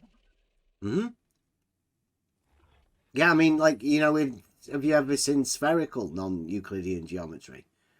Where they say a line is a circle and a plane is a sphere. Yeah. I mean, that sounds ridiculous, doesn't it? But I mean, that's the definition. But the definition that they're using is understanding what a line and a circle and a sphere is, and a plane. That's all Euclidean. Sure. But all of those are what the rest of the geometry is based on. So if we take those as definitions, the rest of it works fine. But they're Euclidean definitions. The understanding of the circle would be a circle. So you can't really tell somebody that a line is a circle because they're both Euclidean. The understanding of the line is the same as the understanding of the circle. Now, you can't tell somebody that one is the other. So you may as well just say, like, if that doesn't seem to make sense, then within the most non-Euclidean, it's meaningless. It doesn't mean a thing anyway. Don't worry about it. Oh, no. To save yourself from getting confused, right? I was with you for a time, and then you said that means they're meaningless. I disagree with that. I think they can be described in Euclidean terms, and I think by necessity that's the most useful way to do it, because that's what we're used to. But I don't think that they are therefore meaningless because we then detach from Euclidean functions or restrict those Euclidean functions onto a non-Euclidean plane. Yeah, I think you can jump from one to the other and then leave that first one behind. I think and you mess continue your people's operation. minds up if you expect them to be able to do it. You might be able to do it because your mind has no proof. But, you know, other people, like, I don't know whether you can just flip-flop from Euclidean to non-Euclidean as easily as what you seem to be able to. I take the sentence, your mind has no proof, to be a meaningless utterance. I don't. Yeah, because you don't have a proof. It means nothing to you. That's obvious. I don't think it means anything to How anyone. could it possibly That mean anything to you? You have no proof. I think we misunderstood each other earlier when I was talking about the syntax of that phrase. Syntax? Yes. Mm-hmm. Justify To it have however a you want, proof. yeah. No, it's not justification. It sounds to me like when there's a famous, what is that? Invisible green something sleeps furiously or something. There's a famous phrase in semiotics that they tout out to show how we can construct sentences with words and it works, but it doesn't mean anything. Yeah, definitions Jealousy, are I think it was. meaningless. Invisible Now green you're jealousy embracing sleeps it. furiously. No, not meaningless. Embrace the That imaginometry. no, I fully disagree. It's not meaningless. Well, what's the meaning of proof then? A proof is a process by which you eliminate falsifies. That's not a great definition, but I think it works for now. What I'm saying is it's not the same as belief or knowledge, right? It's not a thing, quote unquote. It's a process.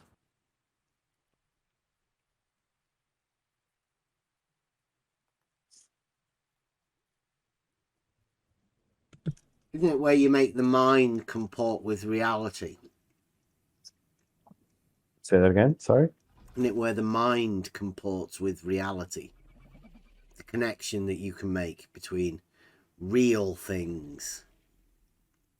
I wouldn't. That place within your mind. I know you wouldn't. I know. No. I wouldn't call that proof. No, what you're describing, that place where the mind comports to reality, I wouldn't call that proof.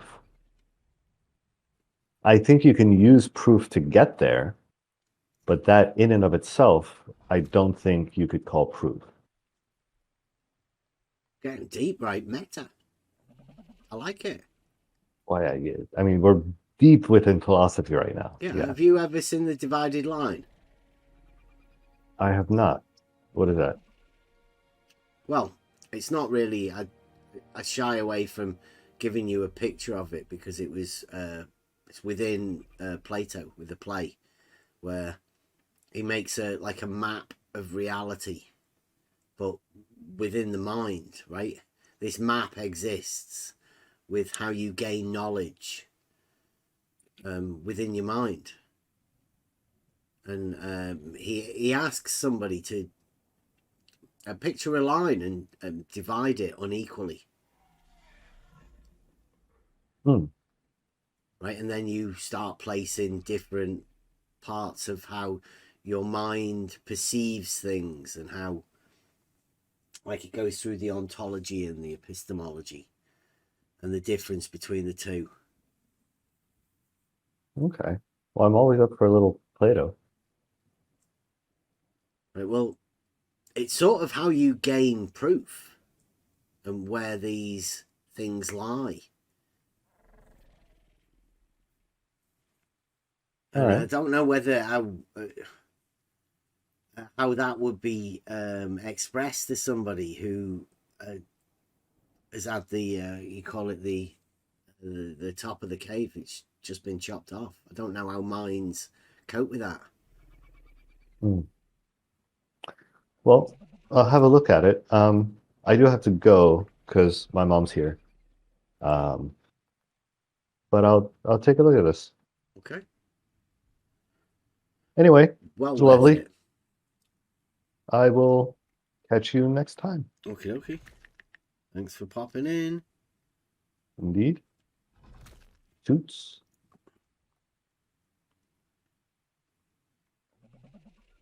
How to get chibis?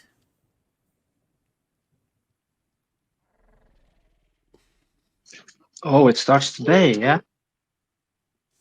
I think so.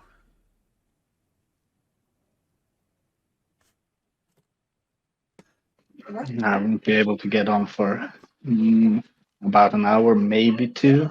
I don't know. So, but fingers crossed, I want to get in there today.